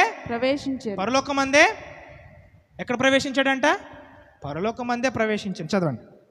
అంతేకాదు ప్రధాన యాజకుడు ప్రతి సంవత్సరము తనది కాని రక్తము తీసుకుని పరిశుద్ధ స్థలంలోనికి ప్రవేశించినట్లు ఆయన అనేక పర్యాయములు తాను అర్పించుకొనుటకు ప్రవేశించలేదు. అట్లైన ఎడల జగత్ పునాది వేయబడినది మొదలుకొని ఆయన అనేక పర్యాయములు శ్రమ పడవలసి వచ్చును. అయితే ఆయన యుగములు సమాప్తి యందు తన్ను తానే బలిగా అర్పించుకొనుట వలన పాప నివారణ చేయుటకై ఒక్కసారే ప్రత్యక్షపరచబడెను. మనుషులు ఒక్కసారే మృతి పొందవలనని నియమింపబడెను. ఆ తరువాత తీర్పు జరుగును. అలాగునని క్రీస్తు కూడా అనేకుల పాపములను భరించుటకు ఒక్కసారి అర్పింపబడి తన కొరకు కనిపెట్టుకొని ఉండు వారి రక్షణ నిమిత్తము పాపము లేకుండా రెండవసారి ప్రత్యక్షమగును. హల్లెలూయా. ఈసారి చనిపోవడానికి రావట్లేదు. ఎందుకు వస్తున్నాడు అంటే పాపం లేకుండా ఈసారి రాబోతున్నాడు. చదవండి. 28వ వచనం చదవండి ఒకసారి. అలాగునని క్రీస్తు కూడా అనేకుల పాపములను భరించుటకు ఒక్కసారే అర్పింపబడి తన కొరకు కనిపెట్టుకుని ఉండి వారి రక్షణ నిమిత్తము పాపము లేకుండా రెండవసారి ప్రత్యక్షమగు. ఎప్పుడు ప్రత్యక్షం అవుతాడు అని చెప్పి రాకడలోనండి. ఈసారి దేనికోసం వస్తున్నాడు? తన పరిశుద్ధులను తనతో పాటు వెంటబెట్టుకుని పోవడానికి వస్తున్నాడు అనమాట. ఆ రోజు పాపం లేని వారందరూ ఆయనతో పాటు ఎత్తబడతారు. సో అది దాని గురించి మన రాకడ సబ్జెక్ట్. అది ఇందాక దీనికంటే ముందు ఎక్కడున్నాము? 12:9 చదవసి. అందుకు నా కృప నీకు చాలును. 2 కొరింథీయులకు రాసిన పత్రిక 12వ అధ్యాయం 9వ వచనం చదువు. అందుకు నా కృప నీకు చాలును. బలహీనత యందు నా శక్తి పరిపూర్ణమగుచున్నదని. బలహీనత యందు నా శక్తి ఏమవుతుందంట? పరిపూర్ణమగుచున్నది. బలహీనత యందు నా శక్తి ఏమవుతుంది ఇప్పుడు? పరిపూర్ణత. అంటే నీ బలహీనతలలో ఎవరి శక్తి కావాలి నీకు? దేవుడి శక్తి. ప్రార్థన ఏంటో తెలుసా? ప్రార్థన అంటే ఏంటో తెలుసా? నీకు శక్తి లేదు, అయితే నీకు బలం లేదని నువ్వు తెలుసుకొని ఆయన మీద ఆధారపడి ఆయన బలమును పొందుకున్నటే ప్రార్థన. ఇదే ప్రార్థన అంటే. నీకు ఆ కారు కొనే సామర్థ్యం ఉందనుకోండి, నువ్వే కొనేసుకుంటావు. నీకు ఆ ఇల్లు కొనే సామర్థ్యం ఉందనుకో, నువ్వే కొనేసుకుంటావు. కానీ నీకు ఆ సామర్థ్యం లేనప్పుడు ఎవరి మీద ఆధారపడతావు నువ్వు? దేవుడి మీద. ఆ రోగము డాక్టర్ దగ్గరికి నయమైపోతుందని చెప్పేసి అనుకో, నువ్వే సిలిండర్లు పెట్టించుకుని నువ్వే బాగు చేసుకుని వస్తావు. కానీ అది కుదరని రోగం అని ఎవరైనా చెప్పారు అనుకో, ఎవరి మీద ఆధారపడతావు? దేవుడి మీద. కానీ దేవుడు ఎప్పుడు ఆధారపడాలనుకుంటున్నాడు? మొదట్లోనే చివరిలోనా? మొదట్లోనే. అయితే ఇది ఎలా ఆధారపడ్డము? ప్రార్థన. ప్రార్థన ఏం విడుదల చేస్తుందంటే శక్తిని విడుదల చేస్తుంది. నీ బలహీనతలో దేవుని శక్తిని విడుదల చేస్తుంది. నీకు బలం సరిపోదు కాబట్టి, నువ్వు బలహీనుడు కాబట్టి, నీవు జయించడానికి కావాల్సిన బలమును విడుదల చేసేదే ప్రార్థన. అందుకే మనం ప్రార్థన చేయడం ఏం చేయొద్దు? అలసిపోవద్దు. ప్రతి ఒక్కళ్ళు ఎలా ఉండాలంటే ప్రార్థన పరులుగా ఉండాలా. ప్రార్థన ఎలా చేయాలి? మోకరించి చేసేదే ప్రార్థన కాదు. ఇప్పుడు మీరు ఈ వాక్యం అయిపోయిన తర్వాత కొంతమంది బండ్ల మీద వెళ్తారు, కొంతమంది నడుచుకుంటూ వెళ్తారు, కొంతమంది విమానాలు ఎక్కి వెళ్తారు, కొంతమంది హెలికాప్టర్లు ఎక్కి వెళ్తారు. ఎలా వెళ్ళినా ఈ లోపల హృదయంతో ఎవరితో మాట్లాడాలా? దేవుడితో మాట్లాడాలా. నువ్వు గానం చేసేటప్పుడు ఎవరి గురించి గానం చేయాలా? దేవుడి గురించి గానం చేయాలి. ఇలా నిత్యము నీ నోరు దేవుడి గురించి పాడుతూ స్తుతిస్తూ మాట్లాడుతూ ఇలా నువ్వు దేవుడిని అడుగుతూ చూసాను. నేను చూడండి, మ్యాక్సిమం నేను ఎక్కువ మోకరించేది చాలా తక్కువ, చెప్పాలంటే చాలా తక్కువ. మరి ఏం చేస్తా, ఆ రాత్రంతా తిరుగుతూ నడుచుకుంటూ కూర్చుని పడుకున్నప్పుడు ఎప్పుడు దేవుడి గురించి మాట్లాడుకుంటూ లోపల లోపల ఏం జరుగుతుంది అంటే నిత్యము ప్రార్థన జరుగుతూనే ఉంటుంది. మీకు తెలిసిన ప్రార్థన ఏంటో తెలుసా? ఉదయకాలం పూట ఒకసారి 10 నిమిషాలు మోకరించి మళ్ళీ సూర్యుడు కటిక చీకటి కలిగేదాకా మళ్ళీ మీరు దేవుడికి కనపడరు. ఇక అయిపోయింది. ఇక బండి ఎక్కామో మళ్ళీ అర్ధరాత్రి పూట మళ్ళీ దేవుడికి కనపడేది మనం. ఈ ప్రార్థన బాగుంటుందా? నిత్యము దేవునితో మాట్లాడే ప్రార్థన బాగుంటుంది. అందుకే మన ఆత్మలను మనం ఏం చేశాడు? ఆయన జన్మింపజేశాడు. ఈ ఆత్మతోటి ఇప్పుడు మనం ఎవరితో సహవాసం చేయొచ్చు? దేవుడితో సహవాసం చేయొచ్చు. అందుకే నీ ఆత్మలో ఇప్పుడు నువ్వు నిత్యం మాట్లాడవచ్చు దేవునితోటి. నువ్వు దేవుడికి చెప్తా ఉంటావు, దేవుడు నీకు చెప్తా ఉంటాడు ఆత్మలో. హల్లెలూయా. ఇప్పుడు మనకు తెలిసింది ఒకటే ప్రార్థన, ఏంటి అని చెప్పి వన్ వే ప్రేయర్. అంటే నువ్వు చేస్తావులే కానీ నీవు దేవుడి దగ్గర నుంచి నువ్వు వినవు. నువ్వు చేస్తావులే కానీ నీకు దేవుడు నువ్వు చేసిన ప్రార్థనకు నీకు బదులు ఇవ్వడు. ఇది నువ్వు చేసే ప్రేయర్. కానీ ఏంటి, దేవుడు అసలు నీ ఆత్మను జన్మింపజేసింది ఎందుకు? నువ్వేదో వాగేసి వెళ్ళిపోవాలనే. చాలామందికి ఒకటే వాక్యం తెలుసు, అడుగుడి ఇవ్వబడి. నీకు కథం అడు కూర్చున్నారని చెప్పేసి అంటే 15 ప్రేయర్ పాయింట్లు. కథం ఇల్లు కావాలా, కారు కావాలా, మా అమ్మాయికి పెన్సిల్ కావాలా, బుక్ కావాలా, చదువు కావాలా, జ్ఞానం కావాలా, విద్య కావాలా. యేసు నామములో ప్రార్థిస్తున్నాము తండ్రి, ఆమేన్. అయిపోయి ప్రేయర్ అయిపోయి మళ్ళీ సాయంత్రం పూట పడుకున్నాడు. తండ్రి ఈ రోజంతా చక్కగా కాపాడావు తండ్రి, నన్ను దీవించావు తండ్రి, ఏ యాక్సిడెంట్ అవ్వలేదు, ఏమీ కాలేదు, అందరికీ లోకమంతా డెంగ్యూ వస్తుంది, కరోనా వస్తుంది, నాకేమీ రాకుండా కాపాడావు తండ్రి, అందుకే నీకు స్తోత్రాలు తండ్రి. అయిపోయి ప్రేయర్ అయిపోయి అది అయిపోయింది. ఇక నువ్వు ఆమె చెప్పే లోపే నీకు మధ్యలో తన్నుకుంటూ వచ్చేస్తుంది అన్నమాట. మళ్ళీ పడుకుంటే ఎవరు వస్తారు? గుండెలను పట్టుకుని నొక్కడానికి పిచ్చి కళ్ళలో ఎవరు వస్తారు? అపవాదిగాడు. మరి ప్రార్థన చేసే పడుకున్నావు కదా, నీ ప్రార్థన పరలోక రాజ్యం చేరేలోపే అసలు ఆ నోటి మాటలు భూమి అట్మాస్ఫియర్ మారిపోయి జస్ట్ ఏంటంటే నీ నోటి నుంచి బయటకు వచ్చి స్లాబ్ దాటేలోపే నీ ప్రార్థన ఆమెన్ అయిపోతుంది. ఈరోజు లోతైన సహవాసం దేవుడితో కలిగి ఉందరుగాక. అది చదివేసాము 2 కొరింథీయులకు రాసిన పత్రిక 12వ అధ్యాయం 9వ వచనం. అందుకు నా కృప నీకు చాలును బలహీనత యందు నా శక్తి పరిపూర్ణమగుచున్నదని. బలహీనత యందు ఎవరి శక్తి వచ్చి నీకు పరిపూర్ణం చేస్తుందంట? దేవుని శక్తి. ఇప్పుడు ఎంతమందికి అర్థమైంది? నువ్వు బలహీనుడే, మనిషి బలహీనుడే. అందుకే అతిశయించేవాడు ఎవరి యందు అతిశయించాలంట? దేవుని యందు, క్రీస్తు యందు అతిశయించాలి. ఎందుకు? నీ బలం నీది కాదు. నువ్వు బలహీనుడు కాబట్టి ఎవరి మీద ఆధారపడ్డావు? దేవుడి మీద ఆధారపడ్డావు. ఎలా ఆధారపడ్డావు? ప్రార్థన ద్వారా. హల్లెలూయా. అయితే ఈ భూమి మీద ఉన్నప్పుడు మనం ఎందుకు ప్రార్థన చేయాలా అంటే, ఇందాక ఫస్ట్ మనం దేంతో మొదలుపెట్టిన కీర్తనలు 115వ అధ్యాయము. నేను మళ్ళీ వస్తాను. కీర్తనలు 115వ అధ్యాయము ఎక్కడి నుంచి అయిపోయిందమ్మా?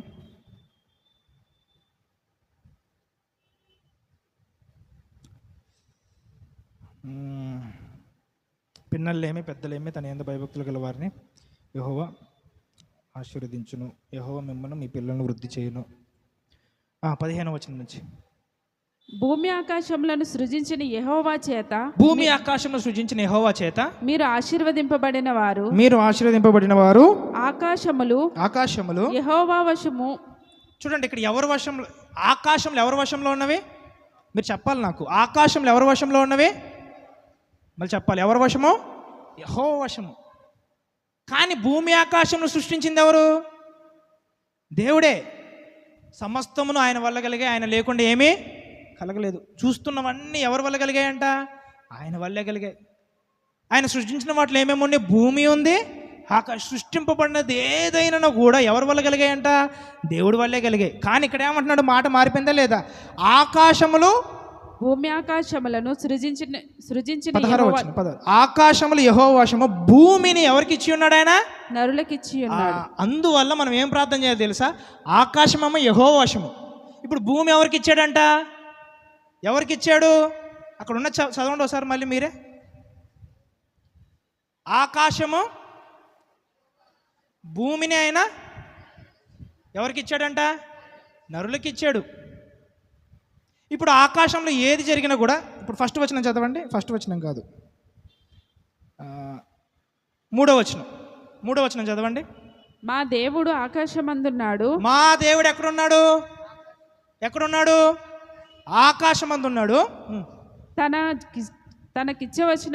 తనకిష్టం వచ్చినట్లుగా సమస్తమును ఆయన చేయుచున్నాడు. ఆకాశంలో తనకిష్టం వచ్చినట్టు ఎట్లా కావస్తాడు చేస్తాడంట ఆయన. ఎందుకు? ఆకాశం అంతా ఎవరి వశంలో ఉన్నది? యెహోవా వశంలో ఉన్నది. కానీ భూమిని ఎవరికి ఇచ్చాడు? అయితే ఈ భూమి మీద ఆయన ఇష్టం వచ్చినట్టు చేయడానికి లేదు. ఈ భూమి మీద తనకి ఇష్టం వచ్చినట్టు ఎట్టబడితే అటు జరిగించడానికి లేదు, ఇప్పుడు అవకాశం లేదు. ఎందుకు? ఆయన ఒకటి ఎవరికి ఇచ్చేశాడంట? నరులకి ఇచ్చేశాడు. కాబట్టి ఈ భూమి మీద ఏది జరగాలన్నా అది నీ ద్వారానే జరగాలి. దాన్నే ఏమంటామంటే ప్రార్థన అంటే ఏంటో తెలుసా? ఈ భూమి మీద దేవుడు పని చేయడానికి నువ్వు ఇచ్చే పర్మిషనే ప్రార్థన. ఎంతమందికి అర్థమైంది ఇది? అందుకు మనం ప్రార్థన చేస్తున్నాం. ఈ భూమి మీద ఏది జరగాలన్నా, రాజకీయాలు మారాలన్నా, నీ జీవితంలో గొప్ప కార్యాలు రావాలన్నా, ఈ భూమి మీద యాక్సిడెంట్లు బంధింపబడాలన్నా, అపవాది క్రియలన్నీ ఆగిపోవాలన్నా, ఇవన్నీ ఎవరి వల్ల జరగాలంట?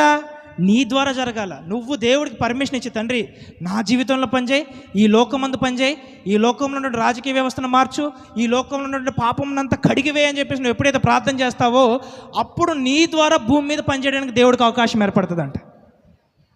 ఎంతమందికి? ప్రార్థన అనేది ఒక లైసెన్స్ లాంటిది. దేవుడు నీ జీవితంలో పనిచేయడానికి ఒక లైసెన్స్ లాంటిది. ఇప్పుడు ఎప్పుడైతే నువ్వు ప్రార్థన చేయవో నీ మీద దేవుడికి అధికారం ఏర్పడుతుందా? ఏర్పడదు. ఒకవేళ ప్రార్థన చేయకుండా దేవుడు డైరెక్ట్గా చేస్తే దాన్ని ఏమంటారు తెలుసా? బలవంతము అంటాడు. బలవంతపు పనులు దేవుడు చెయ్యడు, మనుషులను కూడా చేయనీయడు. ఈ లోకంలో నువ్వు బలవంతంగా ఏదైనా చేసావని చెప్పేసి అనుకో, అది మనుషులకు నచ్చిద్దా? నచ్చదు. అందుకే దేవుడు ఇది నేను భూలోకంలో ఉన్నటువంటి నివాసులకి భూమి ఇచ్చేసాను కాబట్టి ఇక్కడ ఏదైనా జరగాలంటే ఎవరు పర్మిషన్ ఉండాలా? దేవుడికి నీ పర్మిషన్ ఉండాలా. హల్లెలూయా. ఇప్పుడు ఎంతమందికి అర్థమైంది ప్రార్థన అంటే ఏంటో?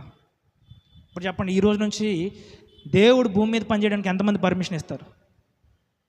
అందుకే దేవుడు ఏమంటాడు? ఎడతెగక విసుకక మెలుకోగలిగి, ఇన్ని రకాల వాక్యాలు ఉన్నాయి.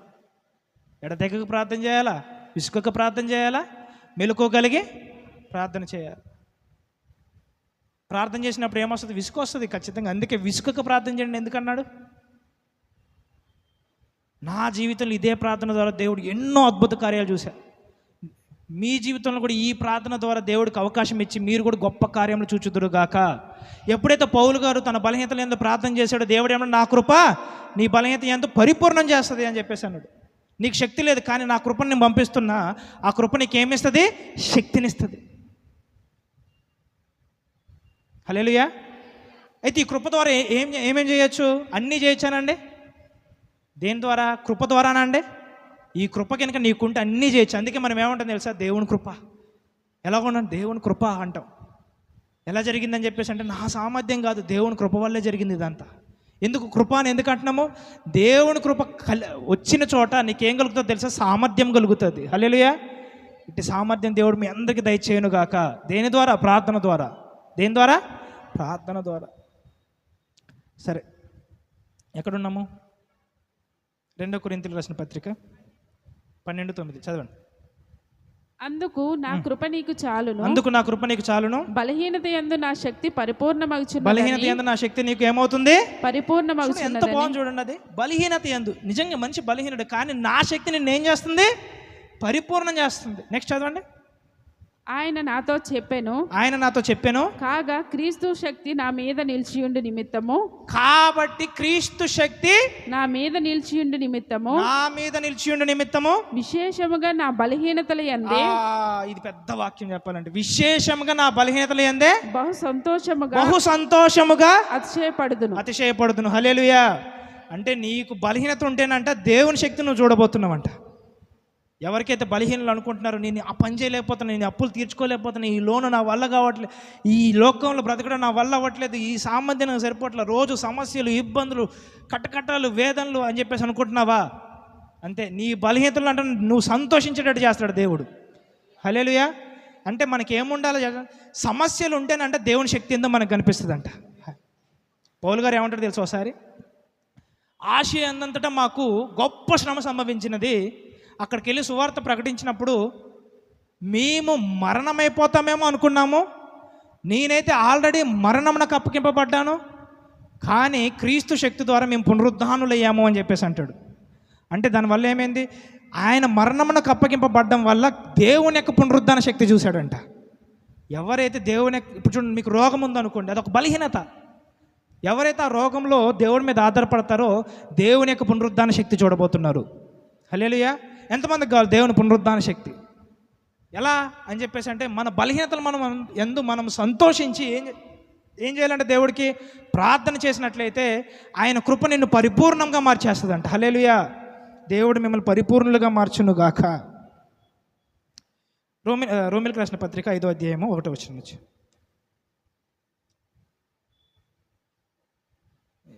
టైం అయిపోతుంది, ఫాస్ట్.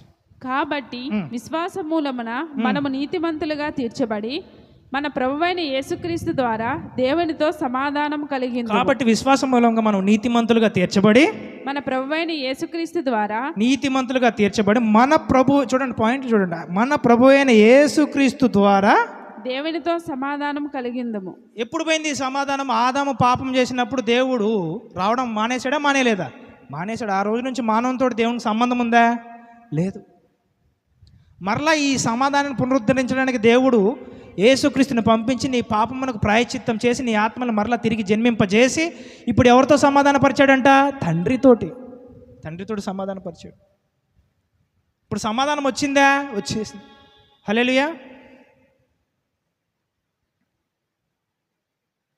ఇప్పుడు చదవండి యోహాను సువార్త 3వ అధ్యాయము 3వ వచనం నుంచి. అందుకు యేసు అతనితో, ఒకడు క్రొత్తగా జన్మించితేనే గాని అతడు దేవుని రాజ్యంను చూడలేడని నీతో నిశ్చయముగా చెప్పుచున్నాను. కొత్తగా జన్మించితేనే కానీ దేవుని రాజ్యం చూడలేడని నీతో నిశ్చయంగా చెప్పుచున్నాను. అంటే చూడండి, ఇది ఏంటి? రక్షణ అంటాం దీన్ని. కొత్తగా జన్మించడం ఏమంటారు? రక్షణ. ఎవరి వల్ల జన్మిస్తున్నావు నువ్వు అంటే యేసుక్రీస్తు నీ యొక్క ఆయన రక్తాన్ని కార్చి నీ యొక్క పాపములకు ప్రాయశ్చిత్తం చేయడం వల్ల నీ ఆత్మ ఏమైపోయింది? ఇప్పుడు ఆయన అంగీకరించడం వల్ల పునరుద్ధరింపబడ్డది, పునరుజ్జీవం వచ్చేసింది. ఇప్పుడు దీన్నే మనం ఏమంటాం అంటే కొత్తగా జన్మించడం అంటాము. హల్లెలూయా. దీన్నే రక్షణ అంటాం. యోహాను సువార్త 1వ అధ్యాయము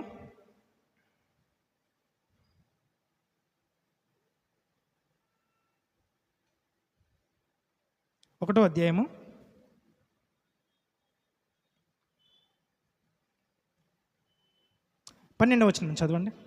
యోహాను సువార్త 1వ అధ్యాయము 12వ వచనం నుంచి. తన్ను ఎందరు అంగీకరించెదరో వారికందరికి అనగా తన నామమందు విశ్వాసముంచిన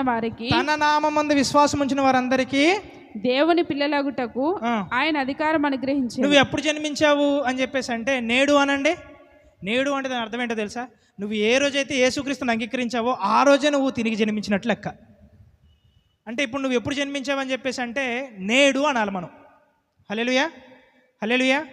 ఆ నేడు ఎప్పుడు అని చెప్పేసి అంటే గతంలో. నువ్వు ఏ రోజైతే యేసుక్రీస్తుని ప్రభువుగా అంగీకరించావో ఆ రోజే నేడు. ఈ స్క్రిప్చర్ ఎప్పుడు ఆన్లో ఉంటుంది. ఎప్పుడైతే ఇప్పుడు ఈరోజు కొత్తగా ఒక పాపి రక్షింపబడుతున్నారు అనుకో, ఈ స్క్రిప్చర్ వాడి తను అంగీకరిస్తే రక్షణ వస్తుందా రాదా? ఆ నేడు అనేటువంటిది ఈ రోజు కూడా పనిచేస్తుందా పనిచేయట్లేదా? ఈ రోజు ఎవరైనా కొత్తగా రక్షింపబడాలన్నా కూడా పడవచ్చు. హల్లెలూయా. సో నువ్వు కూడా నేడు అన్నది ఆ వాక్యంలోనే రక్షింపబడ్డావు కొత్తగా. ఎంతమందికి అర్థమైంది? సో నువ్వు ఎప్పుడు రక్షింపబడ్డావు అంటే నేను పలానా రోజు నీ బాప్తిజం రోజు నువ్వు రక్షింపబడ్డట్టు కాదు. నువ్వు ఏ రోజైతే యేసుక్రీస్తుని అంగీకరించావో ప్రభువుగా ఆ రోజే నువ్వు రక్షణ పొందావు. మరి బాప్తిజం అనేది ఏంటి అని చెప్పేసి అంటే ఒక ముద్ర లాంటిది, సీల్. చూడండి, నీతి ముందుగానే ఆరోపింపబడ్డదంట అబ్రహాం గారికి. అయితే ఈ సున్నతి అనేది అబ్రహాం గారు దేనికి పొందుకున్నారంట? ఆ నీతికి గుర్తుగా సున్నతి పొందుకున్నారంట. అలాగే మనం కలిగి ఉన్న రక్షణకి గుర్తుగా మనం ఏం చేసుకుంటున్నాము? బాప్తిజం తీసుకుంటాం తప్ప బాప్తిజం అనేదే రక్షణ కాదు. నువ్వు ఎప్పుడు రక్షింపబడ్డావు అంటే ఏ రోజైతే యేసుక్రీస్తుని అంగీకరించి ప్రభువుగా నీ జీవితంలో స్వీకరించావో ఆ రోజే నువ్వు రక్షింపబడ్డావు. క్లారిటీయా? ఓకే, చదవండి అమ్మ. తను ఎందరైతే అంగీకరించెదరో వారికి అందరికి అనగా తన నామమందు విశ్వాసముంచిన వారికి దేవుని పిల్లలగుటకు ఆయన అధికారం అనుగ్రహించాడు. దేవుడు పిల్లలగుటకు ఆయనకు ఆయన అధికారం అనుగ్రహించెను. వారు దేవుని వలన పుట్టిన వారే గాని. ఇందా గుర్తుందా, తండ్రి మహిమ వలన రాసుకున్నారా రాసుకోలేదా? వారు దేవుడి వలన అంటే మనం కూడా ఎవరి వల్ల పుట్టాము? ఎవరి వల్ల? మనము కూడా ఎవరి వల్ల పుట్టాము? దేవుడి వలన పుట్టిన వారమే గాని రక్తం వలన, దేని వల్ల కాదంట? రక్తం వలన కాదు, శరీరేచ్ఛల వలన కాదు, మనుష్యేచ్ఛల వలన పుట్టిన వారు కారు. మరి ఎవరి వల్ల పుట్టిన వారు మనము? దేవుడి వలనండి. ఎక్కడ పుట్టాము మనము? ఆత్మలో. ఎక్కడ? ఆత్మలో. ఎప్పుడు పుట్టాము? నేడు అనండి. మళ్ళీ అంటే నేడు అన్నటువంటి ఈ దినం ఉండగానే ఈరోజు నువ్వు రక్షింపబడ్డా కూడా దేవుడు నీకు అంగీకరిస్తాడు. హల్లెలూయా, హల్లెలూయా. ఇప్పుడు ఇక్కడ ఎక్కడికి వస్తారంటే కీర్తన గ్రంథం 2వ అధ్యాయం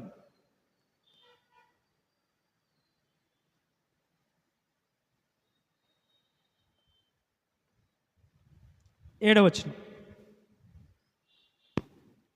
కట్టడను నేను వివరించేదను, నా కట్టడను నేను వివరించేదను. యెహోవా నాకు ఇలాగు సెలవిచ్చెను, నీవు నా కుమారుడవు, నేడు నిన్ను కనియున్నాను. హల్లెలూయా. సో ఇది ఎవరి గురించి చెప్తున్నాడు అంటే యేసుక్రీస్తు గురించి చెప్తున్నాడు. ఆయనకి ఆది లేదు, అంతం లేదు, కానీ నేడు నిన్ను కనియున్నానని ఎందుకు అంటున్నాడు? హెబ్రీయులకు రాసిన పత్రిక 1వ అధ్యాయము 1వ వచనం చదవండి. హెబ్రీయులకు రాసిన పత్రిక 1వ అధ్యాయం 1వ వచనం నుంచి. పూర్వకాలమందు ఒక్క నిమిషం చదవండి. పూర్వకాలమందు నానా సమయములలోను నానా విధములగు ప్రవక్తల ద్వారా మన పితరులతో మాట్లాడిన దేవుడు ఈ దినముల అంతమందు కుమారుని ద్వారా మనతో మాట్లాడాడు. ఎవరి ద్వారా మాట్లాడుతున్నాడంట? కుమారుని ద్వారా మనతో మాట్లాడుతున్నాడు. నెక్స్ట్, ఆయన కుమారుని సమస్తమునకు వారసునిగా నియమించాడు. ఆయన కుమారుని ఎలా నియమించాడంటే సమస్తమునకు. ఈ కుమారుడి పేరు చెప్పండి ఇప్పుడు. ఎవరు? యేసయ్య. చదవండి. ఆయన ద్వారా దేన్ని నిర్మించాడంట? ప్రపంచములను. ఇప్పుడు చూడండి, ప్రపంచంలో నిర్మించింది ఎవరంటే ఏమని చెప్పాలా? ఆది యందు దేవుడు భూమి ఆకాశం చేసింది అంటే ఎవరని చెప్పాలా? యేసయ్య అని చెప్పాలి. ఇక క్లారిటీనా లేదా? ఓకే, నెక్స్ట్ చదవండి. ఆయన దేవుని మహిమ యొక్క తేజస్సును, ఆయన తత్వం యొక్క మూర్తిమంతమునై ఉండి. ఆయన తత్వం యొక్క మూర్తిమంతం అని చూడండి. తండ్రి యొక్క తత్వం యొక్క మూర్తిమంతం అంతా ఎవరై ఉన్నారంట? యేసయ్య. అందుకే యేసయ్య ఏమంటున్నాడు? నన్ను చూసిన వాడు ఎవరిని చూసినట్టే? తండ్రిని చూసేసినట్టే. ఇంకా చదవండి. తన మహత్తు గల మాట చేత సమస్తమును నిర్వహించుచు పాపముల విషయంలో శుద్ధీకరణ తానే చేశాడా? చేయలేదా? చేశాడు. నెక్స్ట్, దేవదూతల కంటే ఎంతో శ్రేష్టమైన నామం పొందెను. దేవదూతల కంటే ఎంతో శ్రేష్టమైన నామం పొందాడా? పొందలేదా? మనకి పెద్ద పెద్ద దేవదూతలు తెలుసు. మిఖాయేలు దూత తెలుసు, గ్యాబ్రియల్ దూత తెలుసు, రఫాయేల్ దూత తెలుసు, యూరియల్ దూత తెలుసు, రొగేల్ అనే దూత, రకరకాల దూతలు తెలిసినా కూడా వాటన్నిటికంటే ఆ పేర్లు వాడుతున్నాము మనము. మరి ప్రార్థన చేసిన ప్రతిసారి ఎవరి నామంలో అంటున్నామో? యేసు నామంలో అంటున్నాము. అవునా? అందుకే ఎందుకు ప్రతి వాని మోకాలు ఎవరి నామంలో వంగాలి? యేసు నామంలో. ఎక్కడెక్కడివి అంటాడు? పరలోకమందవి, భూమి మీదవి, భూమి కిందవి కూడా ఎవరి నామంలో వంగాలి? యేసు నామంలో వంగాలంటాడు. హల్లెలూయా. అందుకే ఇప్పుడు ఏ నామం కంటే పైనామం వచ్చేసింది యేసునామానికి? దేవదూతల కంటే. ఒకప్పుడు ఏ నామంకి పవర్ఫుల్ ఉండేదంట? దేవదూతల నామానికి. హల్లెలూయా.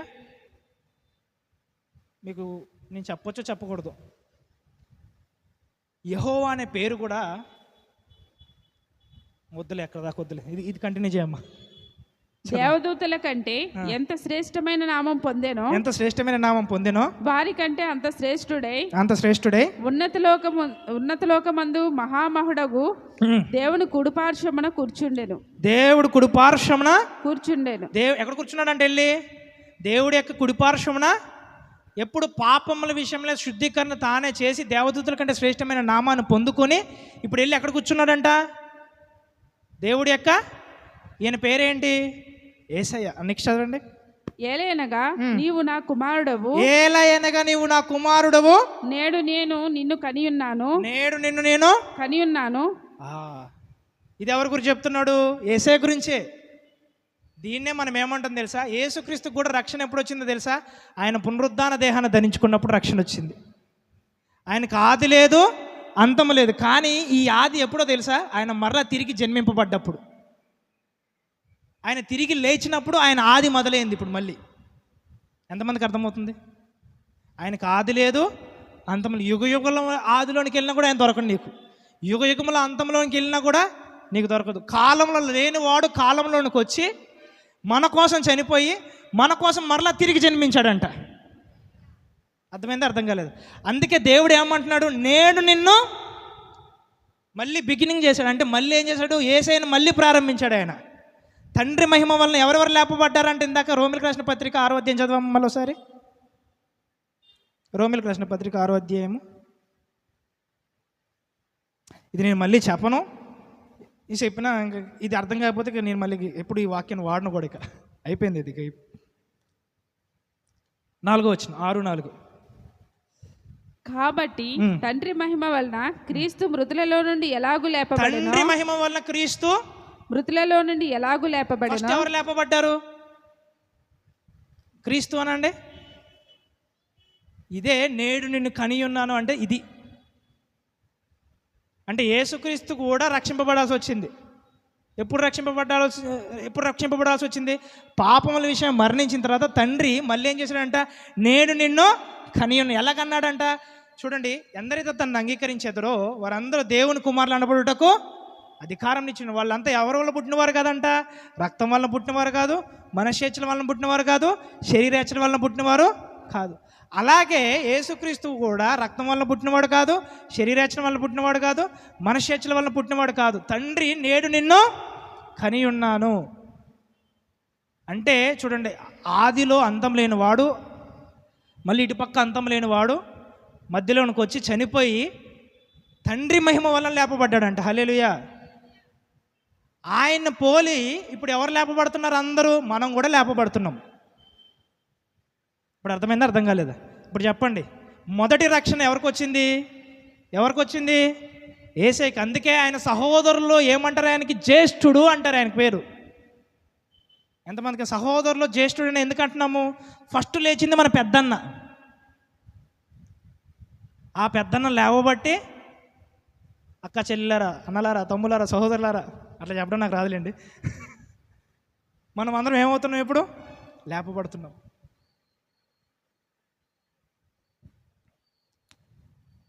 కొలస్సీలకు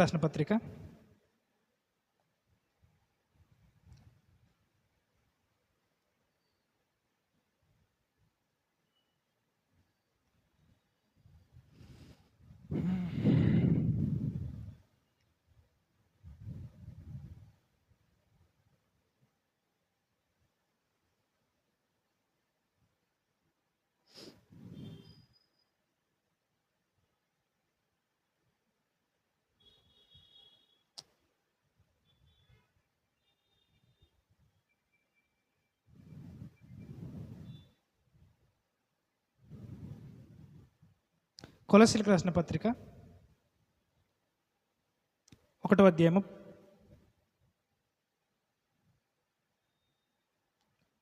18వ వచనం.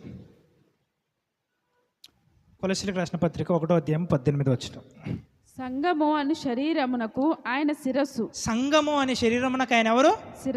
శిరస్సు. ఆయనకు అన్నిటిలో ప్రాముఖ్యము కలుగు నిమిత్తము. ఆయనకు అన్నిటిలో ఏం కలగాలంట? ఏం కలగాలి?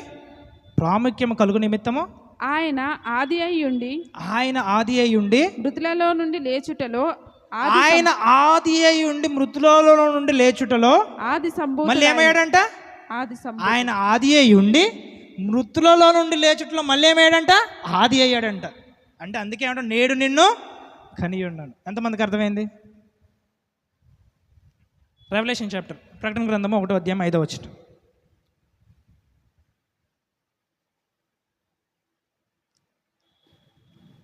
ప్రకటన గ్రంథము 1వ అధ్యాయం 5వ వచనం.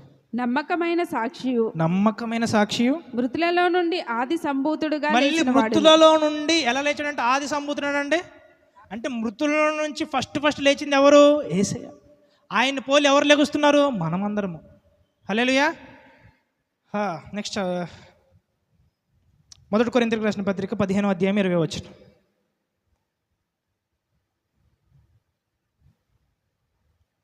1 కొరింథీయులకు రాసిన పత్రిక, అప్పుడే చదవకండి, ఒక నిమిషం ఉండండి. 1 కొరింథీయులకు రాసిన పత్రిక 15వ అధ్యాయం 20వ వచనం.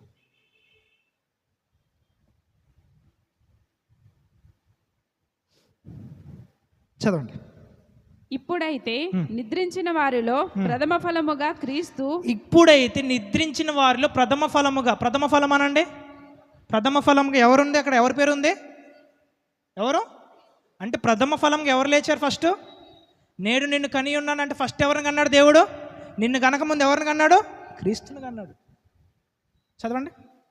ఇప్పుడైతే నిద్రించిన వారిలో ప్రథమ ఫలముగా క్రీస్తు మృతులలో నుండి లేపబడి ఉన్నాడు. మృతులలో నుండి ఎక్కడి నుంచి లేపబడ్డాడు అంటే దాని అర్థం ఏంటంటే నేడు నిన్ను మరలా కని ఉన్నానంటే దాని అర్థం ఏంటో తెలుసా?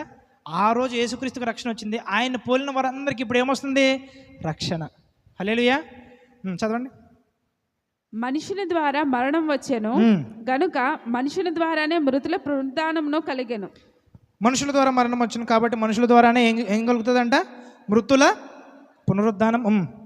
ఆదామునందు అందరూ ఎలాగూ మృతి పొందుచున్నారో అలాగుననే క్రీస్తునందు అందరూ బ్రతికింపబడు. అలాగుననే చూడు, ఆదాము వల్ల ఎంతమంది చనిపోయారు? అందరూ చనిపోయిన స్థితిలోకి వెళ్ళిపోయారు. అలాగే క్రీస్తు ద్వారా అందరూ బ్రతికింపబడుదురు. ప్రతివాడును తన వరుసలోనే బ్రతికింపబడును. ప్రథమ ఫలం ఎవరెక్కడ? మళ్ళీ క్రీస్తు. నేడు నిన్ను కని ఉన్నానంటే ఫస్ట్ ఎవరిని కన్నాడు దేవుడు? నెక్స్ట్ చదవండి. క్రీస్తు వచ్చినప్పుడు ఆయన వారు తరువాత ఉందా లేదా? తరువాత క్రీస్తు వచ్చినప్పుడు ఆయన వారు. మొదటి ఫలం ఎవరు తెలుసా? క్రీస్తు. ఇప్పుడు క్రీస్తు మీకు ఏమవుతుంది? సహోదరుడు అనండి, జ్యేష్ఠుడు అనండి. హల్లెలూయా. మన కాన్సెప్ట్ అంతా ఇది కాదు, లేకపోతే ప్రార్థన అనండి. ఇవన్నీ ఎందుకు లేకుండా ఇవన్నీ మర్చిపోండి. ఇది ఒకటి గుర్తుంచుకోండి. ఈ భూమి మీద దేవుడు పనిచేయాలంటే ఎవరు పర్మిషన్ ఇవ్వాలా? ఎవరు ఇవ్వాలా? దేవుడు తనంతట పనిచేయడానికి భూమి మీద ఉందా? అవకాశం ఉందా? దేవుడు తనంతట భూమి మీద ఆయనే చేసేస్తాడా? చేయడు. ప్రార్థన ద్వారా మనం పర్మిషన్ ఇచ్చినట్లయితే దేవుడు నీ జీవితంలో, మన జీవితంలో, ఈ రాష్ట్రంలో, ఈ దేశంలో, ఈ ప్రపంచంలో గొప్ప కార్యాలు నీ ద్వారా చేయాలనుకుంటున్నాడు. హల్లెలూయా. ఎందుకు? భూమిని ఎవరికి ఇచ్చాడంటే ఆయన నరులకు ఇచ్చేసాడు.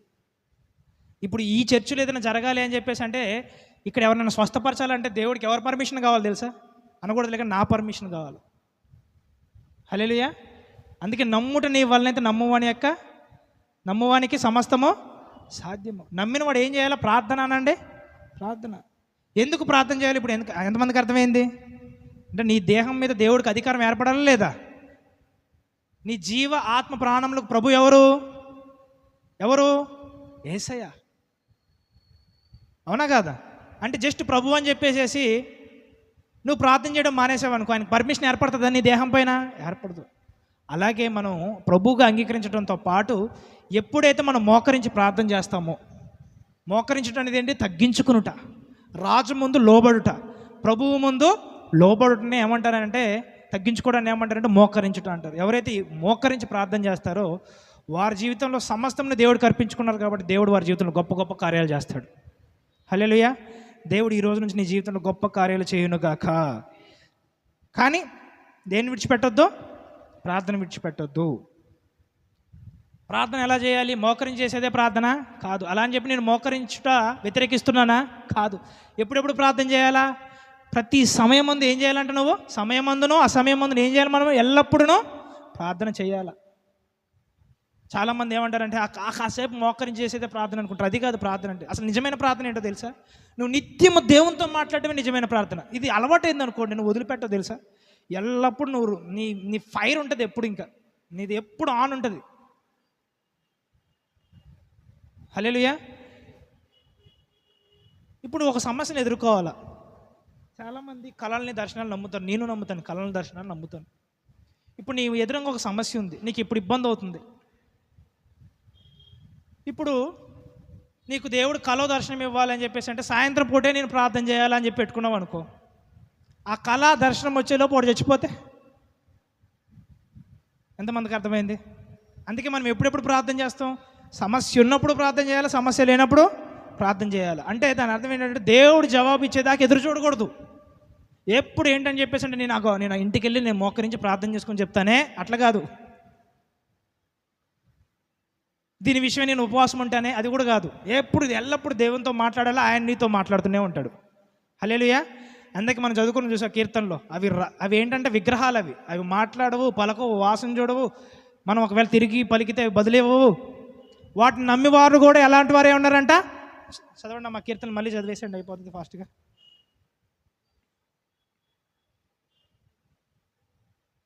లేచి నిలబడండి అందరూ, నువ్వు చదివేసి.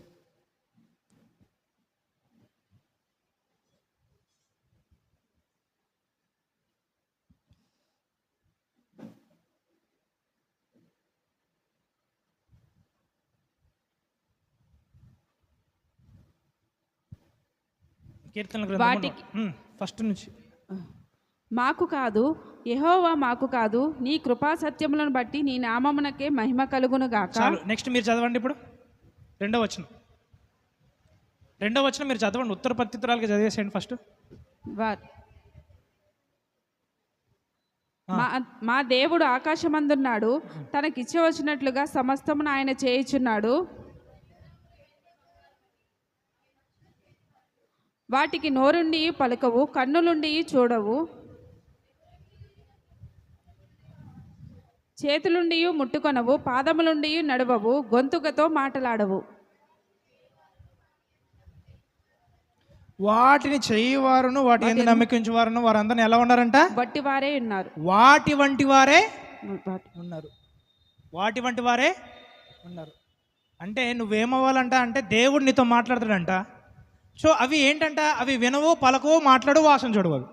వాటిని చేయవారు కూడా, వాటిని ఆశ్రయించేవారు కూడా అట్టివారే ఉన్నారంట. అంటే వాళ్ళకి ఏం జరగదంటే వాళ్ళ మధ్యలో సంభాషణ ఉండదంట. వీళ్ళకి సంభాషణ ఉండదు, వాళ్ళ దేవుడికి సంభాషణ ఉండదు. కానీ మన దేవుడు అనడానికి ప్రూఫ్ ఏంటో తెలుసా?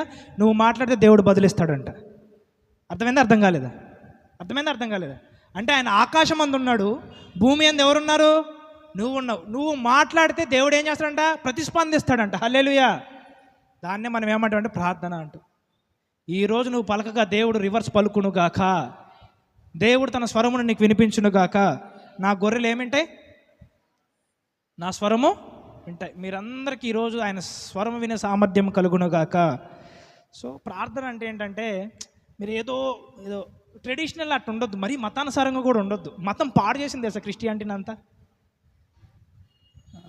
అసలు మతం అంటే ఏంటో నీకు నేర్పిస్తా చూడండి. కొన్ని కట్టడాలు, రూల్స్, రెగ్యులేషన్స్, ఇది ఇలా ఉండాలా. ఎవరు లేరు కాబట్టి దాన్ని ఇది అంటారు ఏంటది, లైవ్ ఉందా? వద్దులే. మతం పాడు చేసింది. దశమ భాగం తీసేసి ఏమిచ్చింది? దశమ భాగం తీసేసిందా తీసేయలేదా? మతము తీసేసి ఏమిచ్చిందంటే చర్చిలోనికి వస్తా చూసా మెంబర్షిప్ కాని పెట్టేసింది మతం. ఇప్పుడు అందరూ ఏమనుకుంటున్నారు? అదే నిజమేమో అనుకుంటున్నారు. సో ఇలా ఉంటుంది మతము. చాలా పాడు చేసింది. చూడండి ఏమంటున్నాడంటే, దేవుడు ఏమంటున్నాడంటే, మీరు పుదీనాలోనూ, కొత్తిమీరలోనూ, ఆటలోనూ, వీటిలోనూ మీరు దశమ భాగం ఇస్తారులే, కానీ ధర్మశాస్త్రంలో ముఖ్యమైన వాటిని ప్రేమ, సమాధానము, సంతోషము, కనికరం అనేటువంటి వాటిని మీరు విడిచిపెట్టేశారంటాడు దేవుడు. మతం ఏం చేస్తుంది తెలుసా? కొన్ని విశ్రాంతి దినమని ఆజ్ఞని గట్టిగా పట్టుకున్నారు వాళ్ళంతా. కానీ విశ్రాంతి దినం ఇచ్చిన యేసుని వదిలిపెట్టేశారు. మళ్ళీ దశమ భాగాలు ఇస్తున్నారు అంటే, కానీ ప్రేమ, కనికరము, వీటిని విడిచిపెట్టేశారంట. మరి ముఖ్యమైనది ఏంటి? అవి ఉండి ఏమంటున్నాడు దేవుడు? ప్రేమ, కనికరం, సమాధానం కలిగి ఉండాలంటాడు. మతం అంటే ఏంటి అని చెప్పేసి అంటే, వారానికి 2 సార్లు ఉపవాసం ఉండటం అనేది మతం. యూదులు ఏం చేసేవాళ్ళు? వారానికి 2 మార్లు ఏముండేవాళ్ళంట? ఏముండేవాళ్ళంట? ఉపవాసం 2 మార్లు అంట. నువ్వైనా అసలు నాకు తెలిసి నేనైతే వారంలో ఒకసారి ఉంటానే మహా. ఆ ఒక్కసారి కూడా నేను చేయను. ఒక్కొక్కసారి వాళ్ళు వారానికి ఎన్నిసార్లు ఉంటారంట? 2 సార్లు ఉపవాసం ఉన్నా. యోహాను సువార్త 1వ అధ్యాయం ఏం జరిగింది చదవమ్మ ఒకసారి. 2 సార్లు ఉపవాసం ఉండి వాళ్ళు ఎవరికైతే ప్రార్థన చేస్తున్నారో ఆయన వచ్చినప్పుడు ఏం జరిగిందో చదవండి ఒకసారి. యోహాను సువార్త 1వ అధ్యాయము 10వ వచనం చదవండి.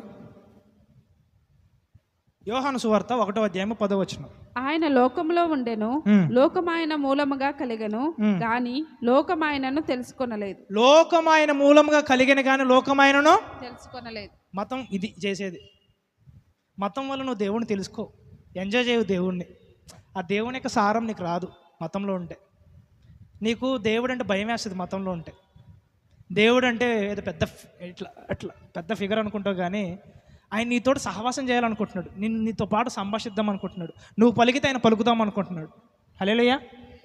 చదవండి నెక్స్ట్ ఏముందో. ఆయన తన స్వకీయుల యొద్దకు వచ్చాను కానీ ఆయన స్వకీయులను ఆయనను 2 సార్లు ఉపవాసం ఉండేవాళ్ళు, విశ్రాంతి దినం క్రమం తప్పకుండా పాటించేవాళ్ళు.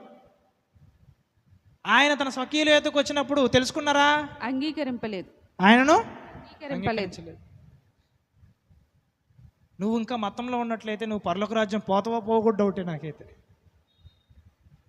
సరే, ఈ మతం గురించి మనం తర్వాత మాట్లాడుకుందాం. Let's have prayer. అందరూ ప్రార్థన చేసుకుందాం. Let us pray unto God. అందరూ ప్రార్థించండి, మీ అవసరాలు దేవుడికి చెప్పండి. And lord, speak to your heart, speak through your heart. నీ హృదయం ద్వారా దేవుడితో మాట్లాడండి.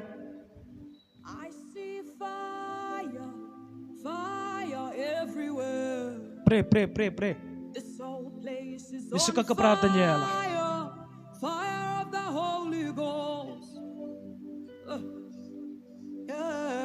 చర్చ అయిపోయిన తర్వాత అందరూ ఉండండి. Don't go rush. Pray pray first, pray first, meal next.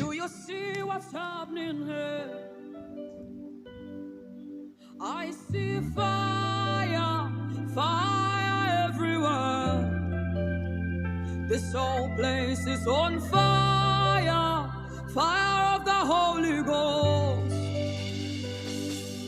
Holy Ghost fire, Holy Ghost fire.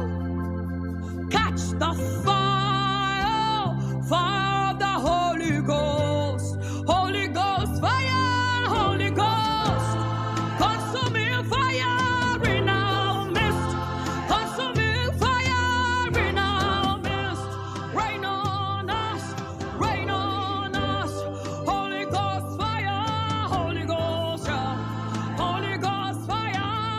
Pray pray pray. Don't lose hope. నిరీక్షణ కోల్పోవద్దు. ప్రార్థన చేయండి. మీ వారిని మీరు కలుసుకోబోతున్నారు. క్రీస్తునందు మృతులైన వారిని మీరు మరలా కలుసుకోబోతున్నారు. ఈ నిరీక్షణ అంతా మీరు విశ్వాసంతో ప్రార్థన చేయండి. దేవుని యొక్క వాక్యం ఎప్పుడు నిరార్థకం అవ్వదు. దేవుని యొక్క వాక్యం ఎప్పుడు రద్దు అవ్వదు. దేవుని యొక్క వాక్యం ఎప్పుడు ఫెయిల్ అవ్వదు. మీరు ఏదైనా నమ్మేది ఏమైనా ఉంది అంటే 100% దేవుని యొక్క వాక్యాన్ని మీరు నమ్మగలుగుతారు. It is God's word. You can trust and believe.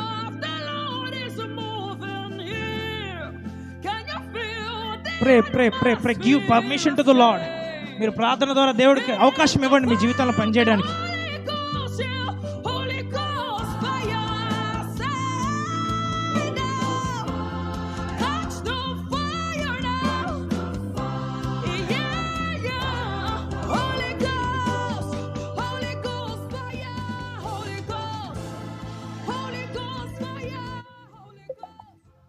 Pray, pray, pray, pray, pray in the name of Jesus. Rakai jabi eli.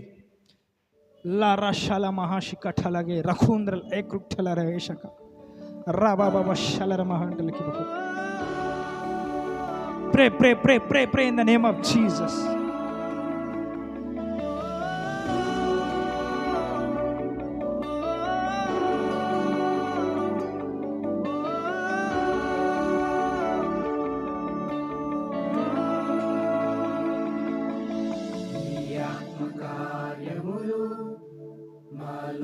జరిగించుము నీ ఆశ్చర్య క్రియలను మాలోన కనపరచుము. నీ ఆత్మ అందరూ అడగండి దేవుడు, నీ ఆశ్చర్య కార్యాలు మాలో జరిగించమని అడగండి దేవుడు. జరిగించుము నీ ఆశ్చర్య క్రియలను మాలో